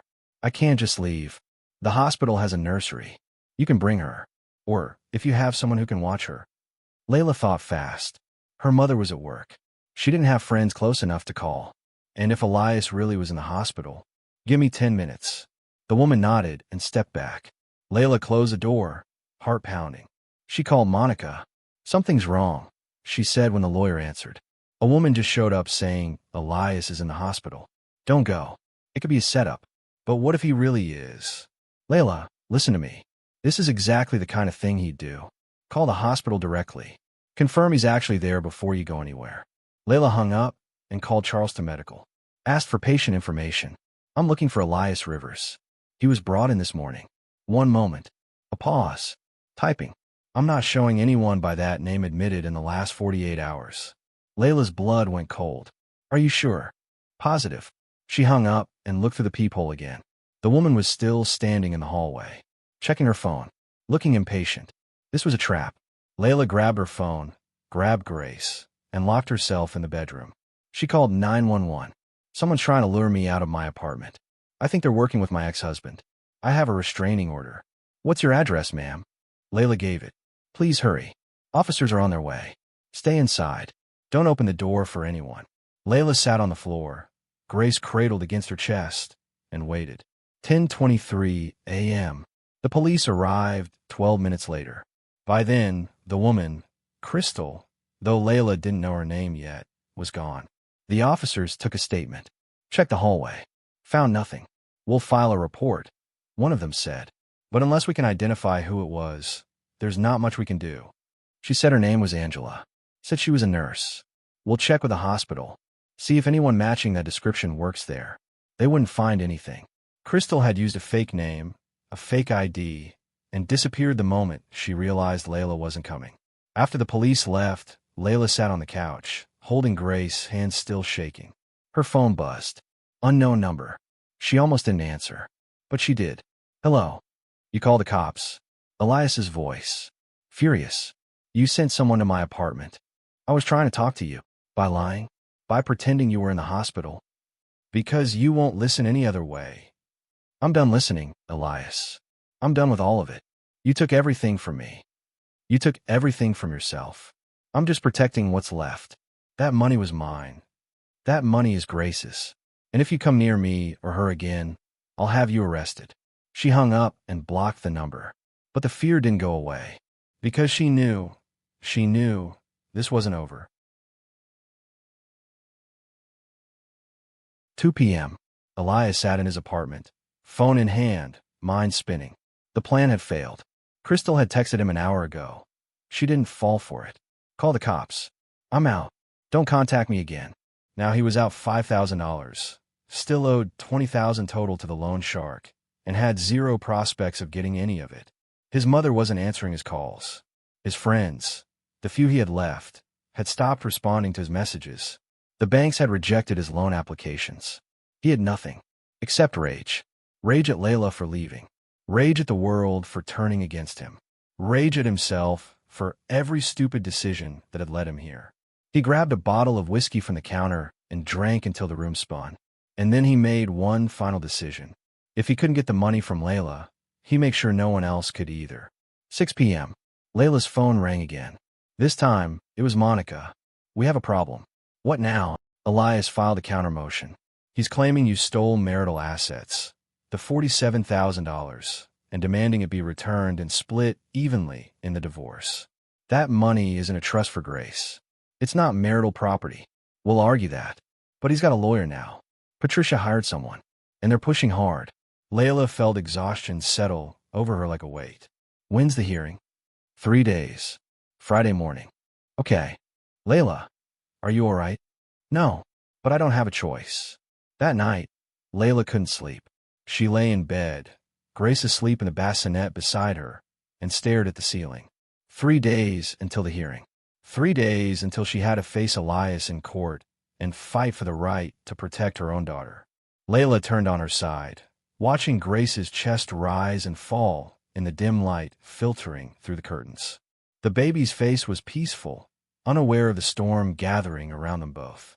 Such innocence, such trust that the world would be kind. Layla wished she still had that kind of faith. Her phone buzzed on the nightstand. She grabbed it, expecting another block number, another threat. But it was her mother. Just checking on you. Carmen's text read. I'll be home by midnight. Lock the doors. I love you. Layla texted back a heart emoji and set the phone down. Her mother had picked up extra shifts this week to help cover expenses. Even now, even with everything falling apart, Carmen was still carrying the weight. Just like she'd always done. Just like Layla had learned to do. Maybe that was the problem. Maybe Layla had spent so long learning how to carry weight that she'd forgotten she was allowed to put it down. She closed her eyes and tried to sleep, but every sound made her jump. The neighbor's door closing. A car engine starting in the parking lot. The building settling. Everything sounded like a threat now. April 30th, 2021, morning. Layla woke to Grace crying. She'd been up 3 times during the night for feedings, and now the morning light was streaming through the window, harsh and unforgiving. Her body ached. Her head pounded. She felt like she hadn't truly rested in months. Because she hadn't. She picked Grace up, changed her diaper, and settled into the rocking chair Carmen had bought from a thrift store. The baby latched on immediately, hungry and insistent, and Layla felt that strange mixture of love and exhaustion that she was learning was just motherhood.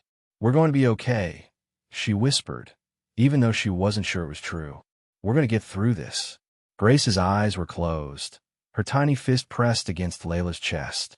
So small, so vulnerable, so completely dependent on Layla to keep her safe. The weight of that responsibility was crushing. Carmen came out of her bedroom in her work uniform, hair pulled back, exhaustion written across her own face. "You get any sleep?" "A little." "Liar." Carmen poured herself coffee and sat down at the small kitchen table.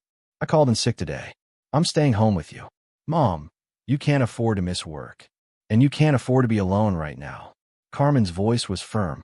"After what happened yesterday, with that woman showing up, I'm not leaving you by yourself." Layla wanted to argue, but she was too tired, and truthfully, too grateful. "Thank you. That's what family does, baby." They sat in comfortable silence for a while, the only sounds Grace's soft suckling and the distant hum of traffic outside. Then Carmen said, "You need to eat something. When's the last time you had a real meal?" Layla couldn't remember. "That's what I thought." Carmen stood up. "I'm making you breakfast, and you're going to eat all of it." May 1st, 2021, 2 days before the hearing. Monica called with an update. "Elias's lawyer is playing dirty. They're arguing that you hid assets during the marriage, that you acted in bad faith by opening a secret account, and that you have no right to unilaterally decide what happens to marital funds." Layla pressed her fingers to her temples, trying to ward off the headache building there. "But the money was earned during our marriage by me. I worked for every cent." "That's what we'll argue. But in South Carolina, anything earned during a marriage is considered marital property, regardless of who earned it. The trust fund complicates things. So what do? We present the evidence of his spending. The $19,000 to the escort, the gambling, the alcohol. We show that he was recklessly wasting marital funds while you were trying to save them. It won't be enough to keep him from getting a percentage in the divorce settlement, but it should be enough to justify the trust fund for Grace. Should be. Layla, I'm not going to lie to you. This judge is unpredictable. He's older, conservative, big on traditional family values. He might see a wife taking unilateral financial action as overstepping, regardless of the husband's behavior. So I could lose. You could, but I don't think you will. We have a strong case. Just prepare yourself for it to go either way. After they hung up, Layla sat very still, Grace asleep in her arms. She could lose. After everything she'd been through, after every sacrifice, every double shift, every moment of pain and exhaustion, she could walk into that courtroom and lose. The injustice of it made her want to scream, but she didn't. She just held her daughter closer and tried to breathe. That afternoon, Patricia called. Layla saw the name on her phone and almost didn't answer. But something made her pick up. Maybe she was tired of running. Maybe she just wanted to hear what poison Patricia would spit this time. "What do you want?" "To give you one last chance to do the right thing." Patricia's voice was cold, controlled. "Drop the trust fund. Split the money with Elias like you're supposed to. And we'll consider shared custody." "Consider?" "Yes, consider. Because right now, my lawyer is building a case that you're an unfit mother, working excessive hours during pregnancy, putting your child at risk with your elevated blood pressure, alienating a father from his child out of spite." Layla's grip tightened on the phone. "Your son spent $19,000 on a prostitute while I was pregnant. He borrowed money from a loan shark. He threatened me. He sent someone to lure me out of my apartment. He made mistakes. People make mistakes. But you're trying to destroy him. You're trying to take everything he has left. He destroyed himself. You're vindictive. You're cruel. And when the judge sees that, when he sees what kind of woman you really are, he's going to give my son custody of that baby. And you'll have nothing." Layla's hand was shaking so badly she could barely hold the phone. "Grace is my daughter. Not yours. Not Elias's. Mine. And I will fight with everything I have to protect her from people like you. Then I'll see you in court." Patricia hung up. Layla set the phone down very carefully, because if she moved too quickly, she thought she might throw it through the window. Carmen had heard the whole thing from the kitchen. She came over and sat beside Layla on the couch. "Don't listen to her. She's trying to scare you. It's working. I know. But baby, listen to me. You are a good mother. You've done everything right. And that judge is going to see that. What if he doesn't? Then we appeal. And we keep fighting. Because that's what we do." Layla leaned against her mother, feeling like a child again. Small. Scared. Needing someone to tell her everything would be okay. Carmen wrapped an arm around her shoulders. "You're stronger than you think. Stronger than Elias. Stronger than Patricia. Don't forget that. May 2nd, 2021, one day before the hearing. Layla spent the morning preparing. She printed out bank statements, organized the laptop evidence into a folder, made a timeline of Elias's behavior over the past year. Monica had said to bring everything, to be ready for anything. Grace was fussy, sensing Layla's anxiety the way babies do. She cried more than usual, wouldn't settle for naps, wanted to be held constantly. Layla paced the apartment with her, bouncing gently, singing soft songs she barely remembered the words to. Around noon, there was a knock at the door. Layla froze. Carmen was in the shower.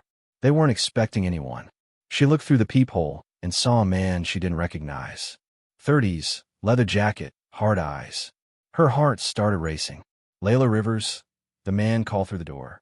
She didn't answer. I know you're in there. I can hear the baby. Layla backed away from the door. Grace clutched against her chest. Your husband owes me money. $20,000. And I'm done waiting. This was him. The loan shark. I don't have his money. Layla called back, voice shaking. That's not what he told me. He said you've got $50,000 sitting in an account somewhere. It's in a trust fund for my daughter. I can't access it. Then unaccess it. I don't care how you do it. But I want my money by tomorrow, or we're going to have a problem. I can't. You can. You will. Or the next time I come by, I'm not going to knock. Footsteps. Heavy. Walking away. Layla stood frozen in the middle of the living room, Grace crying against her chest, until Carmen came running out of the bathroom in a towel. What happened? I heard yelling. Call the police. Now. The police came. Took another report. Said they'd patrol the area. It wasn't enough. Layla knew it wasn't enough. That night, Carmen slept on the couch with a baseball bat beside her. Layla locked herself in the bedroom with Grace and pushed the dresser in front of the door. Neither of them slept. May 3rd, 2021, the day of the hearing. Layla dressed in the only professional outfit she owned, a navy blue dress her mother had bought her for a job interview years ago. It was a little loose now. She lost weight during the pregnancy and hadn't gained it back, but it would do. She fed Grace one last time, kissed her forehead, and handed her to Carmen. If something happens, nothing's going to happen. But if it does, Layla, nothing is going to happen. You're going to walk into that courtroom, you're going to tell the truth, and you're going to win. You hear me? Layla nodded, even though she didn't believe it. Monica met her outside the courthouse at 8:30. You ready? No. Good. That means you're taking this seriously. Monica handed her a folder. Everything we need is in here. Just answer the questions honestly. Don't let them bait you. And remember, you're the victim here, not him. They walked inside together. The courthouse was all marble and echoes, voices bouncing off walls too high to see, lawyers in suits, families clutching folders, the smell of old wood and stress. Layla's hands were shaking so badly she had to clasp them together. They found their courtroom, Family Court, Division C, Judge Howard presiding. Elias was already there. He sat at the defendant's table in a wheelchair, wearing a suit that looked expensive, probably bought by his mother. His lawyer sat beside him, a woman in her 50s with sharp eyes and sharper heels. Patricia sat in the gallery behind them, arms crossed, expression cold. Elias looked up when Layla walked in. Their eyes met.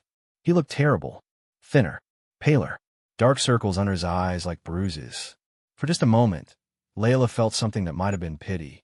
Then she remembered the woman on the couch. The necklace. The threats. The pity evaporated. She sat down beside Monica and waited. Judge Howard entered at 9 o'clock sharp. He was exactly what Monica had described. Older, gray hair, stern expression, the kind of man who probably thought wives should stand by their husbands no matter what. Layla's stomach sank. All rise, the bailiff called. They stood. The judge sat. They sat. Case number 2021, FC 4472. Rivers versus Rivers. I've reviewed the preliminary motions. Let's begin with the custody matter. Elias's lawyer stood. Your Honor, my client is seeking joint custody of the minor child, Grace Rivers, born April 19th of this year. The mother has unilaterally decided to exclude the father from the child's life, despite his clear desire to be involved. Is that accurate? Judge Howard looked at Layla. Monica stood. Your Honor, if I may, the mother filed for emergency sole custody based on credible safety concerns. My client's ex-husband has engaged in reckless financial behavior, borrowed money from dangerous individuals, and made threats against her safety. Alleged threats. Elias's lawyer interjected. Documented threats. Monica held up a folder. We have text messages, voicemails, and a police report from an incident where an associate of Mr. Rivers attempted to lure Mrs. Rivers from her home under false pretenses. Judge Howard frowned. I'll review the evidence. What about the financial matter? Your Honor, Elias's lawyer continued. During the marriage, Mrs. Rivers secreted away $47,000 in a hidden account without her husband's knowledge. When he discovered it, she transferred it to a trust fund to prevent him from accessing what is rightfully marital property. Your Honor, that money was earned entirely by Mrs. Rivers through her own labor, Monica countered. While pregnant, she worked double shifts at 2 jobs to save for her husband's surgery after he was injured in a drunk driving accident. During that same time, Mr. Rivers spent over $30,000 on alcohol, gambling, and escort services. A murmur went through the courtroom. Judge Howard held up a hand for silence. I want to hear from Mrs. Rivers directly. Take the stand.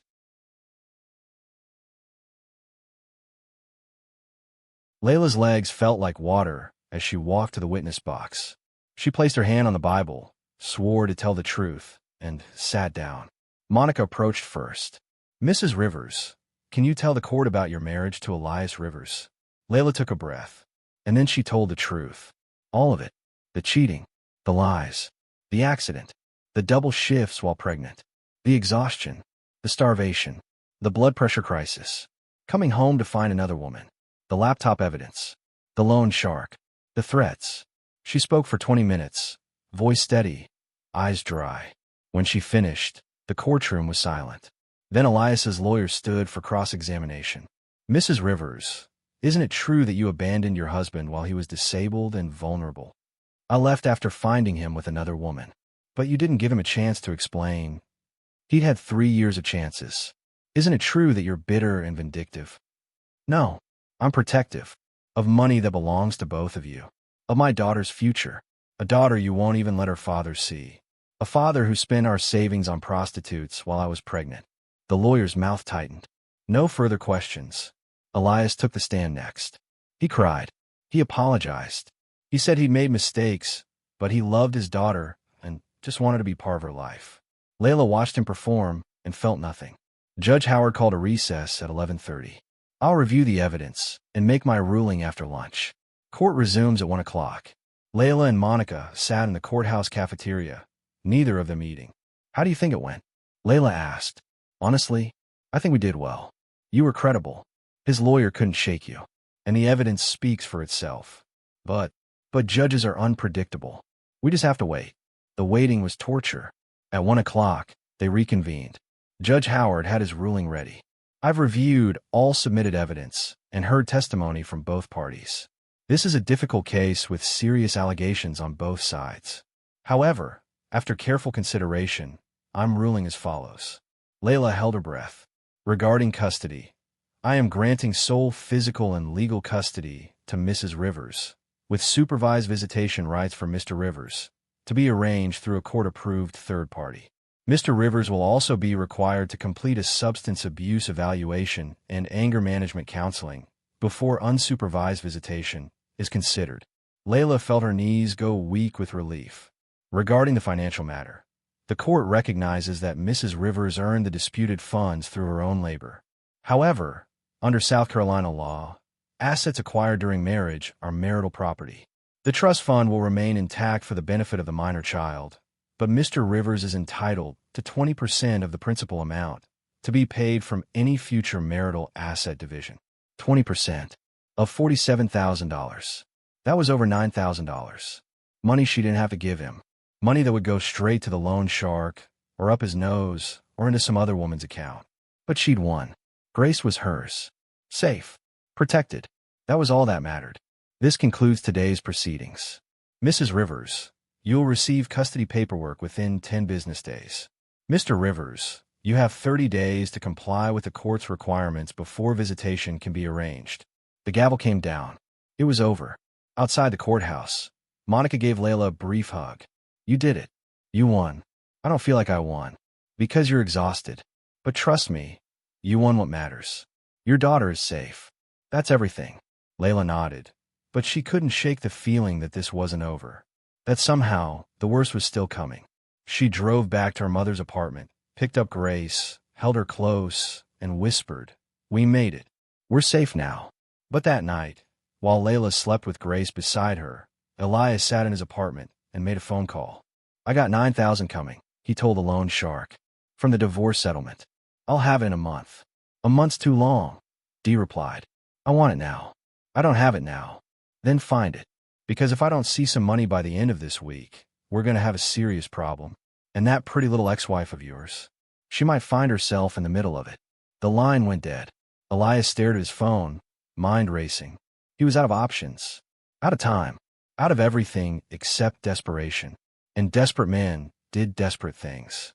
Layla spent the first day after the hearing in a fog of exhaustion and relief.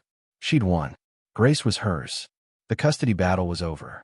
But the relief was fragile, like glass that might shatter at any moment. Because the money issue wasn't resolved, and the loan shark was still out there, and Elias was still desperate. Monica had warned her, "Get the restraining order extended. Change your routine. Don't go anywhere alone. And for God's sake, don't tell anyone where you're staying." Layla had nodded, promised she'd be careful, and then gone home and collapsed. Carmen took over baby duty that first night, insisting Layla sleep. "You've been running on empty for months. Your body needs to recover." For the first time in what felt like years, Layla slept for 8 hours straight. She woke up disoriented, sunlight streaming through the curtains, the apartment quiet except for soft cooing sounds from the living room. She found Carmen on the couch, Grace cradled in her arms, both of them watching some daytime talk show with the volume low. "There she is," Carmen said softly. "How do you feel?" "Like I've been hit by a truck. That's the adrenaline wearing off. You've been running on it for so long your body forgot what rest feels like." Layla sat down beside them and watched Grace, her daughter, her beautiful, perfect daughter, staring up at Carmen with those dark, unfocused eyes. "We did it, Mom. You did it, baby. I couldn't have done it without you." Carmen squeezed her hand. "That's what mothers do. We hold each other up." May 5th, 2021. The calm lasted exactly 2 days. On Wednesday morning, Layla's phone rang while she was feeding Grace. Unknown number. She almost didn't answer, but something made her pick up. "Hello. Mrs. Rivers." A woman's voice. Professional. Unfamiliar. "Yes. This is Sandra Matthews from Charleston Financial Services. I'm calling about a loan application filed in your name yesterday. We just need to verify some information before we can process it." Layla's blood went cold. "I didn't file any loan application." A pause. "Are you sure? It shows here that a $40,000 personal loan was requested using your name, social security number, and employment information. That's identity theft. I didn't apply for anything." "Oh." The woman's tone shifted. "I see. Well, in that case, you'll need to file a police report and contact our fraud department immediately." "I'm so sorry. Who filed it? Was there a name?" "The application came through online. No name attached, just your information. But given what you're telling me, I'd recommend freezing your credit right away." Layla thanked her, hung up, and immediately called Monica. "He's trying to steal your identity," Monica said flatly. "He's desperate for money, and he's using your information to try to get it." "Can he do that? If he has your social security number?" "Yes. You need to file a police report today and freeze your credit with all 3 bureaus." "How does he even have my social security number?" If you're still here, let us know where you're watching from in the comment section. Thank you for staying. Your support means a lot. Please subscribe, comment, and share. I hope you're enjoying the story. You were married. He probably had access to your documents at some point. Layla felt sick. She'd been so focused on protecting Grace that she hadn't even thought about protecting herself from this. She spent the rest of the day on the phone with credit bureaus, police, and the fraud department at 3 different banks. By evening, everything was frozen, locked down, protected. But the damage was done. The sense of safety she'd felt for 2 days evaporated. Elias wasn't done. He was never going to be done. The next morning, Carmen left for work early, a shift she couldn't miss. Layla was alone with Grace when the power went out. One moment the apartment was humming with the sound of the refrigerator and the white noise machine in Grace's bassinet. The next, everything went silent. Layla looked around, confused. Sunlight was still streaming through the windows, so it wasn't a city-wide outage. She checked the breaker box in the hallway. Everything looked normal. Then she opened the front door to see if the neighbors had power, and found a note taped to her door. Block letters. Black marker. No signature. Last warning. Pay up or we're coming inside. Layla's hand started shaking so badly she nearly dropped the paper. She pulled it off the door, went back inside, locked every lock, and called 911. Someone's threatening me. They cut my power and left a note. The dispatcher sent officers immediately. By the time they arrived, Layla was sitting on the floor with Grace, both of them as far from the door as possible, her mother's baseball bat across her lap. The officers checked the building. The power had been manually shut off at the main electrical panel in the basement. Someone with building access, or someone who'd broken in. Do you know who might be doing this? One of the officers asked. Layla showed him the note, told him about Elias, the loan shark, the court case, everything. You need to leave, the officer said bluntly. If this person is escalating like this, it's not safe for you to stay here. I don't have anywhere else to go. What about family? Friends? My mother lives here. And I don't have friends who... She stopped. She didn't have friends, period. She'd lost them all when Elias consumed her life. The officer exchanged a glance with his partner. There's shelters. Domestic violence resources. I'm not going to a shelter with a newborn. Then you need to figure something out, because this isn't going to stop. After they left, Layla sat on the couch and cried. Not the quiet, controlled tears she'd been holding in for months, but the kind of sobbing that came from somewhere deep and broken. Grace started crying too, sensing her mother's distress. Layla picked her up, held her close, and whispered, I don't know what to do. I don't know how to keep you safe. That evening, Carmen came home early, took one look at the note and the dead power, and made a decision. Pack a bag. We're staying with your Aunt Denise. Mom, I'm not asking, Layla. We're leaving tonight. Denise lived an hour outside Charleston in a small house near the coast. She was Carmen's younger sister, recently divorced, with a spare bedroom and a big heart. They packed quickly, clothes, diapers, formula, the few possessions that mattered. Carmen loaded everything in her car while Layla held Grace. As they drove away from the apartment, Layla looked back once. She didn't know she'd never see it again. Aunt Denise's house was small but warm. She'd made up the spare bedroom with fresh sheets and set up a portable crib she'd borrowed from a neighbor. Stay as long as you need, she told Layla. Both of you. That night, for the first time in weeks, Layla felt almost safe. She fed Grace at midnight, changed her diaper, and put her down in the crib. The baby settled immediately, her tiny chest rising and falling in perfect rhythm. Layla climbed into the bed, a real bed, not a couch or a hospital cot, and closed her eyes. She was asleep within minutes. She didn't hear her phone buzzing on the nightstand. 3 missed calls from an unknown number. Then 4. Then 7. And she didn't see the text that came through at 2:47 unknown. I know where you are. At that same moment, an hour away, Elias sat in the parking lot outside a closed liquor store, staring at the tracking app on his phone. He'd installed on Layla's phone months ago, back when they were still together, back when he'd told himself it was just to make sure she was safe. Now it showed her location, a house near the coast, coordinates and everything. He'd found her, and tomorrow he was going to get what he was owed, one way or another. The next morning, Carmen left for work early, a shift she couldn't miss. Layla was alone with Grace when the power went out. One moment the apartment was humming with the sound of the refrigerator and the white noise machine in Grace's bassinet. The next, everything went silent. Layla looked around, confused. Sunlight was still streaming through the windows, so it wasn't a city-wide outage. She checked the breaker box in the hallway. Everything looked normal. Then she opened the front door to see if the neighbors had power, and found a note taped to her door. Block letters. Black marker. No signature. Last warning. Pay up or we're coming inside. Layla's hand started shaking so badly she nearly dropped the paper. She pulled it off the door, went back inside, locked every lock, and called 911. Someone's threatening me. They cut my power and left a note. The dispatcher sent officers immediately. By the time they arrived, Layla was sitting on the floor with Grace, both of them as far from the door as possible, her mother's baseball bat across her lap. The officers checked the building. The power had been manually shut off at the main electrical panel in the basement. Someone with building access, or someone who'd broken in. "Do you know who might be doing this?" one of the officers asked. Layla showed him the note, told him about Elias, the loan shark, the court case, everything. "You need to leave," the officer said bluntly. "If this person is escalating like this, it's not safe for you to stay here. I don't have anywhere else to go." "What about family? Friends? My mother lives here, and I don't have friends who—" She stopped. She didn't have friends, period. She'd lost them all when Elias consumed her life.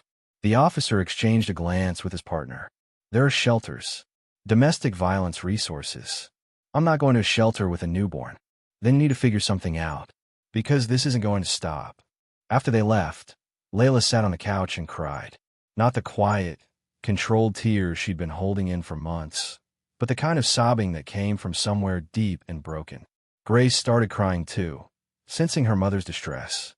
Layla picked her up, held her close, and whispered, "I don't know what to do. I don't know how to keep you safe." That evening, Carmen came home early, took one look at the note and the dead power, and made a decision. "Pack a bag. We're staying with your Aunt Denise." "Mom, I'm not asking, Layla. We're leaving tonight." Denise lived an hour outside Charleston in a small house near the coast. She was Carmen's younger sister, recently divorced, with a spare bedroom and a big heart. They packed quickly, clothes, diapers, formula, the few possessions that mattered. Carmen loaded everything in her car while Layla held Grace. As they drove away from the apartment, Layla looked back once. She didn't know she'd never see it again. May 7th, 2021, late night. Aunt Denise's house was small but warm. She'd made up the spare bedroom with fresh sheets and set up a portable crib she'd borrowed from neighbor. "Stay as long as you need," she told Layla. "Both of you." That night, for the first time in weeks, Layla felt almost safe. She fed Grace at midnight, changed her diaper, and put her down in the crib. The baby settled immediately, her tiny chest rising and falling in perfect rhythm.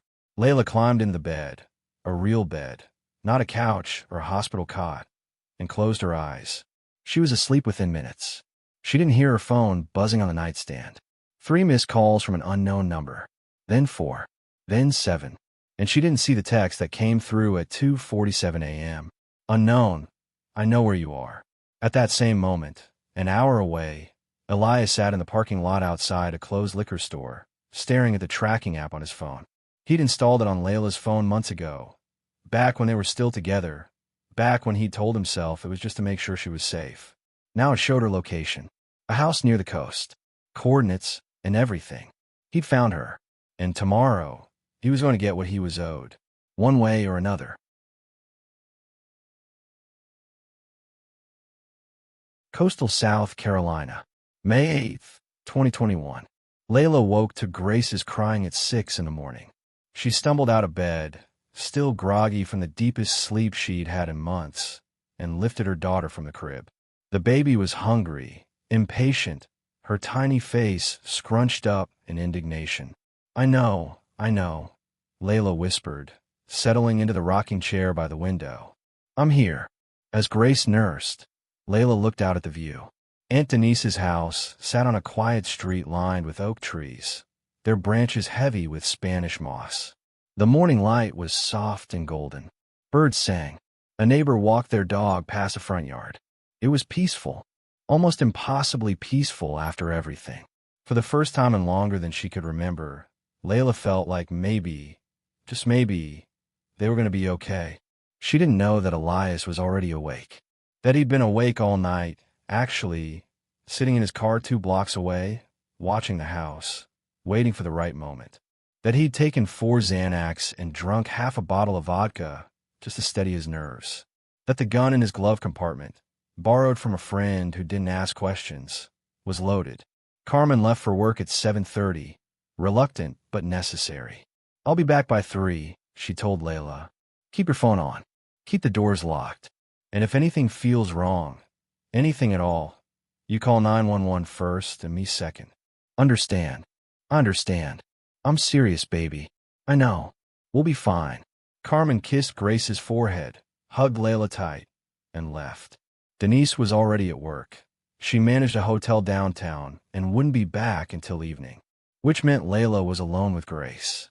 She told herself that was fine, that they were safe here, that no one knew where they were. She was wrong about that last part. At 9:15, Layla was doing laundry in Denise's small utility room, Grace asleep in a baby carrier strapped to her chest, when she heard a car pull into the driveway. She froze, listening. A car door opened, closed. Footsteps on gravel. Layla's heart started pounding. She moved quietly to the front window and looked out. A silver sedan. South Carolina plates. Nobody she recognized. The doorbell rang. Layla didn't move. Didn't breathe. It rang again. Then a knock. Then a voice. Layla, I know you're in there. I saw your car. Elias. Her blood turned to ice. I just want to talk. Please. Just 5 minutes. Layla backed away from the door, hand instinctively moving to Grace's back. The baby stirred but didn't wake. Layla, come on. I'm not here to fight. I just need you to listen to me. She should call the police. Right now. This second. But her phone was in the bedroom, charging on a nightstand. And the bedroom was on the other side of the house, past the front door. I'm not leaving until you talk to me. His voice was getting louder, edged with something desperate and dangerous. You owe me that much. Layla made a decision. She moved as quietly as possible toward the back of the house, toward the bedroom, toward her phone. Behind her, she heard the doorknob rattle, then the sound of something heavy hitting the door. He was trying to break in. Layla ran. She made it to the bedroom and grabbed her phone with shaking hands. Grace woke up and started crying. Layla tried to unlock the phone, but her hands were trembling too badly. Behind her, the sound of wood splintering. He'd kicked the front door open. Layla. His voice echoed through the house. She locked the bedroom door and called 911, whispering frantically even as Grace's cries got louder. My ex-husband broke into my house. I have a restraining order. He's dangerous. Please send someone. Ma'am, what's your address? Layla gave it, words tumbling over each other. Officers are en route. Stay on the line with me. Is there somewhere you can hide? The bedroom door shook as Elias pounded on it. Open the door, Layla. I don't know. Is there a bathroom? A closet with a lock? The bathroom. Yes. Layla ran into the attached bathroom, still holding Grace against her chest, and locked the door. It was flimsy, just a basic interior lock that wouldn't hold if you really tried to get through. She looked around frantically. No window. No other exit. They were trapped. Layla, please. Elias was sobbing now. I just need the money. That's all. Just help me, and I'll leave you alone. I swear to God, I'll never bother you again. The police are coming, she shouted back. Leave now and maybe they'll go easy on you. I can't leave. Don't you understand? If I don't get that money, they're going to kill me. Actually kill me. This isn't a joke. I don't have it. It's in a trust fund. I can't access it. You're lying. I'm not. Call the bank yourself. It's locked until Grace turns 18. A long silence. Then I'll take her. Layla's entire body went cold. What? You said the money's for Grace. Fine. I'll take Grace. She's my daughter too. You can't stop me. Elias, no. The bedroom door exploded inward. Layla heard it through the bathroom door. The crack of wood. The crash of the door hitting the wall. Grace was screaming now, terrified by the noise and her mother's fear. The dispatcher was still talking in Layla's ear. Ma'am, officers are 3 minutes away. Stay where you are. Don't open the door. He's going to kill us, Layla whispered. Ma'am. The bathroom door handle rattled. Layla, open the door. No, I'm not going to hurt you. I just want to see my daughter. You're going to take her from me. I'm going to take what's mine. He was screaming now, voice cracking, slamming his fist against the door. You took everything. My money, my life, my daughter. You destroyed me. You destroyed yourself. Open the door. The door shuddered. He was throwing his full weight against it. Layla looked around desperately. The bathroom was tiny. There was a cabinet under the sink, a shower stall, a towel rack. Nothing that could be used as a weapon. Nothing except, she saw it, in the shower caddy. A razor. The old-fashioned kind, with a proper blade. She grabbed it. The bathroom door cracked. The frame was splitting. "Ma'am, the officers are pulling up now," the dispatcher said. "Stay calm." One more hit, and the door gave way. Elias stumbled into the bathroom, red-faced and sweating, eyes wild. He looked terrible. Worse than terrible. He looked like a man who'd already died, but hadn't realized it yet.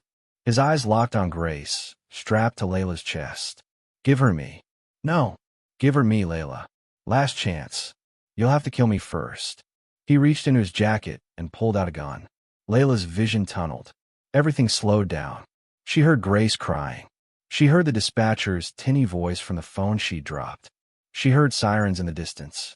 And she saw Elias's finger move toward the trigger. She didn't think. She just moved. Layla lunged forward with the razor, aiming for his gun hand, trying to make him drop it. The blade caught his wrist. He screamed and jerked backward. The gun went off. The sound was deafening in the small space. Layla's ears rang. Grace's screams intensified. For a moment, Layla thought she'd been hit. She looked down, expecting blood. But there was nothing. She looked up at Elias. He was staring at his chest, where a red stain was spreading across his white shirt. His expression was one of complete confusion. "I didn't," he started to say. That wasn't. He'd shot himself. The gun had been pointed at Layla, but when she'd slashed his wrist, he'd jerked backward, and somehow, the gun had turned inward. Elias dropped to his knees, gun clattering to the tile floor. "Layla," he whispered. "Help me." She didn't move. Couldn't move. "Please. I don't want to die." Outside, the sirens were getting louder. Tires screeched in the driveway. Car doors slammed. "Police. We're coming in." Elias fell forward onto his face. The blood pooled around him, spreading across the white bathroom tile like spilled wine. Layla stood frozen, Grace still strapped to her chest, razor still in her hand, watching her daughter's father die on the bathroom floor. She felt nothing. Not relief. Not horror. Not sadness. Just a vast, empty numbness. The police found her there 3 minutes later. One officer secured the gun, while another checked Elias's pulse. "He's gone." Another officer helped Layla out of the bathroom, gently taking the razor from her hand, leading her away from the scene.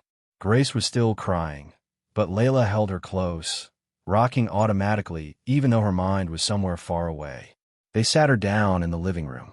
Asked her questions, she answered mechanically. "He broke in. He had a gun. I tried to defend myself. He shot himself." An EMT checked Grace, completely unharmed, just scared. Then they checked Layla. A few scratches from where Elias had grabbed her. Otherwise fine. "You're in shock," the EMT said. "We should take you to the hospital." "I want my mother." They called Carmen. She arrived 20 minutes later, having left work the moment she got the call, and pulled Layla into her arms. "Oh, baby. Oh, my God. Are you okay? Is Grace okay?" "We're fine." Layla's voice sounded hollow even to herself. "He's dead, Mom." I know. I didn't mean to. It was self-defense. You hear me? You were protecting yourself and your baby. Nobody's going to blame you for that." But Layla wasn't so sure. The investigation took hours. Crime scene techs photographed everything. Detectives interviewed Layla multiple times, asking the same questions in different ways. "Walk me through it again. From the beginning." "He broke in. He wanted money I didn't have. He threatened to take Grace. He pulled a gun. I tried to stop him. The gun went off." "Did you mean to kill him?" "I meant to protect my daughter." They reviewed the 911 call, the restraining order, the history of threats. Monica arrived and stood beside Layla through every interview, making sure they didn't push too hard. By evening, the lead detective made his conclusion clear. "This is self-defense. Clear as day. You did what you had to do. No charges will be filed." Layla nodded. She felt nothing. They stayed at Aunt Denise's for 3 more days while crime scene cleaners dealt with the bathroom, and while Layla tried to process what had happened. Patricia called once. Layla didn't answer. The voicemail was predictably venomous. "You killed my son. You murdered him. And I will make sure everyone knows what kind of monster you are." Layla deleted it without listening to the whole thing. The funeral was scheduled for the following week. Layla didn't plan to attend. May 12th, 2021. For days after Elias died, Layla sat in Aunt Denise's backyard, holding Grace, watching the sunset. Carmen sat beside her. How are you feeling? I don't know. That's normal. Is it normal to feel nothing? Because that's all I feel. Nothing. You're still in shock. It'll hit you eventually. What if it doesn't? What if I just never feel bad about it? Carmen was quiet for a moment. Would that be so wrong? Shouldn't I feel bad? He was Grace's father. He's dead because of me. He's dead because he made a choice. A lot of choices. Bad ones. And they led him to breaking into a house with a gun. You didn't do that to him. He did it to himself. But I was there. I had the razor. And you used it to protect yourself and your baby. That's not murder, Layla. That's survival. Layla looked down at Grace, who was asleep in her arms, face peaceful. So innocent. So unaware that her father had died trying to take her. Do I tell her? Layla asked. When she's older, do I tell her what happened? You tell her the truth. That her father was sick. That he made mistakes. That you loved her enough to keep her safe, no matter what. And if she hates me for it, then you deal with that when it comes. But right now you focus on healing. On being present. On giving her the life she deserves. Layla nodded slowly. I can do that. I know you can. They sat in silence for a while, watching the sky turn from orange to purple to dark blue. And for the first time since that morning in the bathroom, Layla felt something. Not happiness, not peace, but something close to hope. The question that haunted Layla, and would haunt her for the rest of her life, was this. If she'd known what would happen that morning, if she'd known Elias would die, would she have done anything differently? And the answer, the one she was terrified to admit, even to herself, was no.